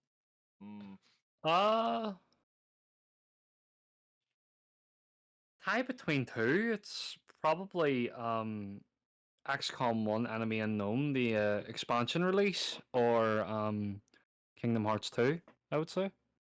Oh yes, Kingdom Hearts 2. That was brought up in the last episode about one of your favorite games of all time. Yeah, it's the only game I broke control over. Yeah, fair enough. My hardest game ever 100% that was Sly Cooper because I can't bring myself to play that shitty. Oh, ass you game. haven't 100%. Anyway, so. Well, you haven't done it yet. Yeah, so what's one you have done?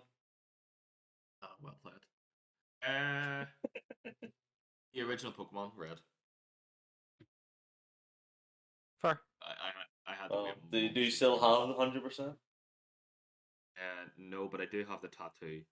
Oh of yeah. Charmander, so it counts. Actually, that was from my Leaf Green playthrough when I got a shiny Charmander. Oh. Yeah. The third question and final from Jimmer is: if you had to live somewhere else besides Ireland, where would you live and why? Probably somewhere. Can I start this one off? Oh yeah. Yeah, go ahead. Edinburgh, in Scotland. That is very odd. That is. Sorry, Why? that threw me off. There's an entire world to live in, and you choose Edinburgh. Yeah, it's beautiful. No. I fucking love it. 100% fair. I feel like my answer's going to get similar feelings now that you say Edinburgh. What were you, Jonathan? I'm actually gonna say Canada. Canada. Why Canada? Canada.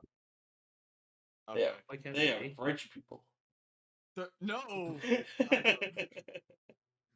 They like maple leaves. They're polite. There's snow. You can go snowboarding. It's Got just good. hockey, eh? Hockey, eh? Thank you.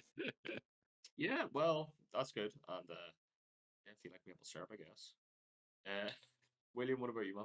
I was going to say one of the Norwegian countries, because this seemed to do everything better than anywhere else. Yeah, Norway. And I have Norway's I have like a lot of online friends from there, and like it just seems like paradise compared to anywhere else. very nice. Yeah, yeah, pretty good choices, guys. What's your one? Mine would be Washington State, America. Seattle. Why the States? Interesting. Why America? Washington State is known as Seattle is known as the rainy city. And it's like where coffee, like obviously Starbucks and all started there, but nice coffee. Anybody who likes Starbucks and is listening to this, you know you've got a problem. It tastes like dog piss. So, No, like honestly, I God. fucking hate Starbucks. Like We're literally I have to just branch out. Fucking talk Yeah. about anybody works at Starbucks now. anybody works at Starbucks, you are a lovely person. Your company sells shit products, and that's coming from a guy who works where I work. Not gonna say that. the yeah, the city of Seattle. I love the rain so much. I love having coffee, a black coffee in the rain. It's just so aesthetically nice, and it's very close to Oregon, and the tree line, and we've played Days Gone, Connell. That's what it looks like. Oh, so You good. know, that timber, that beautiful scenery, and yeah, it's yeah. Not that I'm a very homebody. I mean, I wouldn't even go across to Edinburgh if people if they invited me. Um, yeah, that's definitely where I would be. So that brings us to the final question, which isn't a question, it's a story. So Story time. this one's by Yay. Beatrice Santana, a dear friend of mine, in a sense of I wish she didn't tell this story. So it seems like every episode we're going to have a story about me, and this one is probably the most hurtful one I've read so far because this is 100% true, and this is a story about the first time I met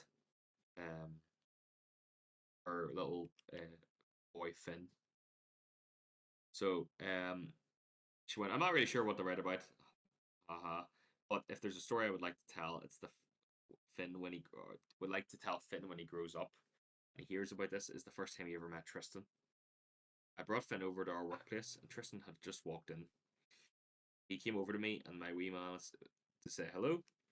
And Finn wasn't too fond of Tristan at the time because Tristan was wearing a face mask because at the time we all had to wear face masks and work still. So I asked Tristan to remove it. The second he did, Finn immediately started crying. Normal reaction, to be fair. Immediately started crying. Tristan thought he might not be fond of the beard. He loves the gifts you get him. I will forever tell people the moment how shocked you were.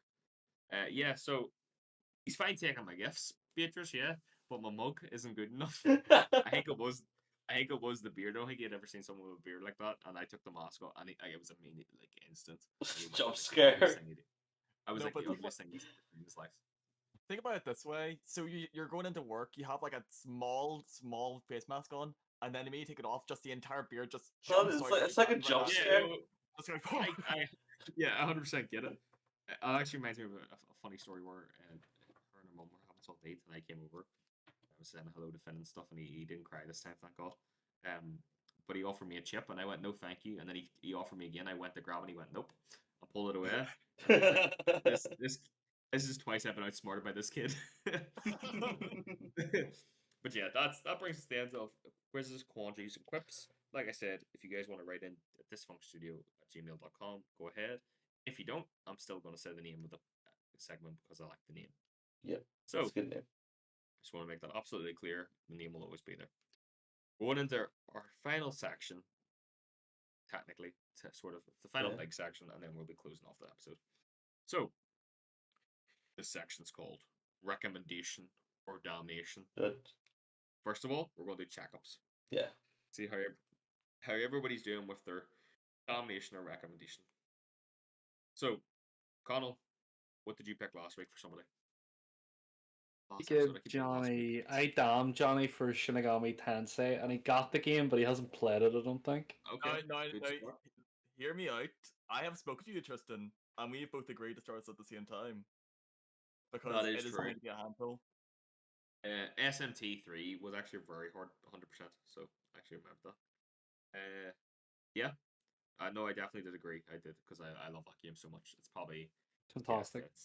it's absolutely fantastic. The atmosphere, the soundtrack, Jesus, everything about that game. Unreal. Yeah. Jonathan, did you dom or recommend anything last episode? I did, in fact, recommend a game to William. I Yep. recommended him Everhood. How did you find it? I really enjoyed it. I haven't beat it yet. I think you saw the furthest I got. It's like the only way to got- describe. It's like the scientist boss, like the dance floor. No, I think you got further. I No, think you got I. further than that. Well, how You far? got to the D&D. Oh yes, I did do the D. I was on the wizard. I was on the wizard D&D. I had to take a break. There's no way to describe this game. Like, it is. It sounds like I'm not making this shit It's up. a weird mix of a rhythm game, like Guitar Hero or something, Yeah, with I think with you would expect me to play Undertale, it. with Undertale kind of characters and dialogue, with the way you explore the world. It is fun. It is quite a nice And looking game, to be it fair. is. I'm at the very challenging part. I'd say that. But I've heard the Wisdom To be Towers. fair, you did in fact put on hard, so I can understand why Yeah, you I'm playing hard mode. try. I'm backing down now. I'm gonna beat it someday. So When you're old and grey. we'll come to William. Did you ever recommend or dom anybody last episode? Yes, I recommended Connell to get the Fate Samurai, but I don't think he has yet. I haven't, but I do plan on picking it up on payday. Okay.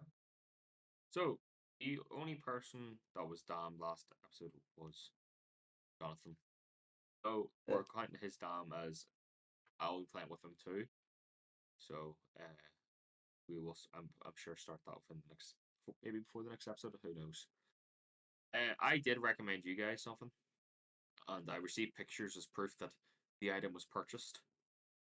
Who has read or started to read No Country for Old Men? Haven't yet, unfortunately. Never So mind. 100%. As soon as you guys sent me that picture, by the way, mind you, everybody listened to this, sent me this picture about a week ago, maybe actually right after the first episode was recorded, the next day, and I said to myself, not one of them will open that book. No, I None didn't of open it, us. and then I put it in my bag, and I never opened it when I was going on the bus. Oh yes, I'm glad that's how books work in your mind. So You expected us to read. That's a little bit too much. So I thought, why don't I think of something to punish them with? God. And there is a stipulation with this one. Because it's actually a very nice punishment, but I would actually say it's more of a recommendation, but I'm just going to damn you, so you have to do it by the next episode. Oh. I'm going to damn you all to watch a YouTube video called "What Makes a Man." A study of Joel Miller from The Last of Us Part 2. Okay, I'm liking this. Torture. How could you? This is by. I'll post It's a link into our chats after. This is by a fella. Villanova? Villanova, yeah. Yeah, I've got it. Yeah. It is. Honestly, this is going to sound ridiculous, but it brings us into our final bit after. What I would say is that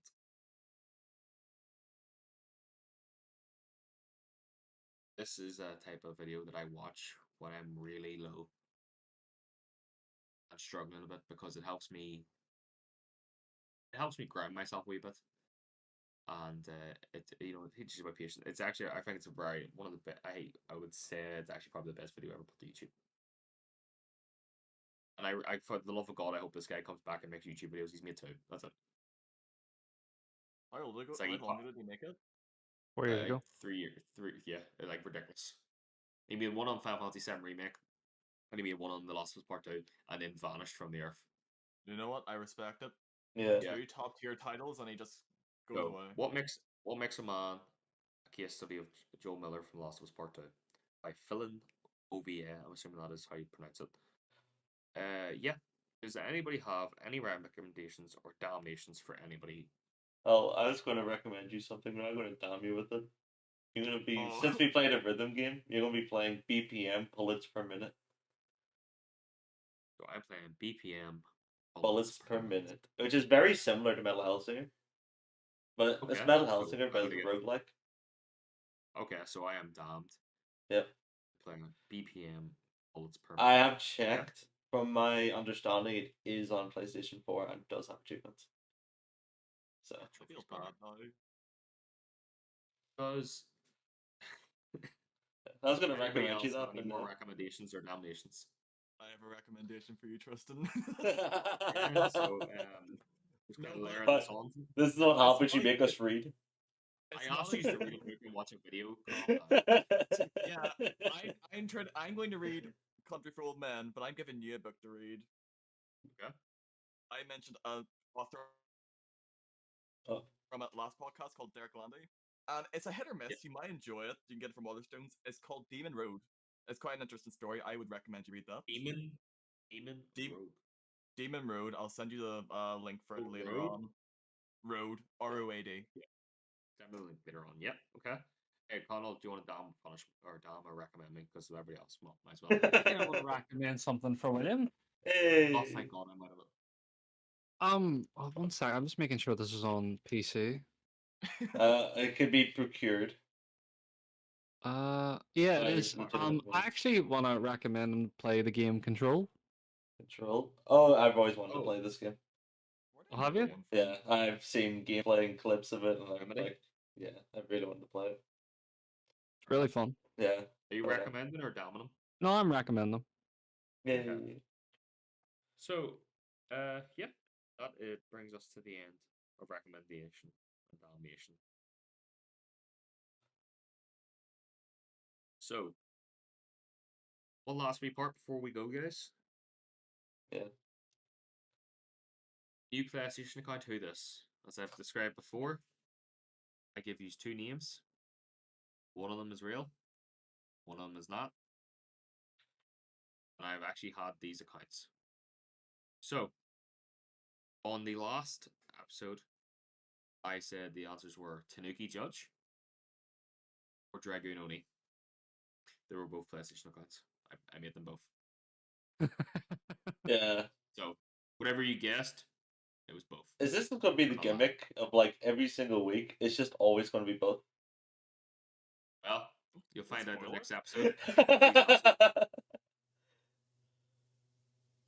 Is it A? This is the new one. Is it A, Tear Reaper? Is it B, Advice Anubis? Both so So funny. that's once again. Put your comments below. Is it A, Tear Reaper? Is it B, Advice Anubis? I generally just want someone to like send you an email just saying what is your thought process for these names, because I generally want to know on this podcast what it is. To be Start fair, over. Dark, if one of twisted them mind. if one of them isn't real, he'll just use it for his next one anyway. Yeah, true. Yeah, It will yeah. be real eventually. Face Anubis will Oh be the boy. new one. Sounds pretty dope actually. So just the comment. And yeah, guys, that's us finished our second episode. This one went on just a bit longer, and hope everybody enjoyed it. We just came up with the fact that we're not going to kind of restrict ourselves. We're just going to let it flow naturally, and I feel like it did.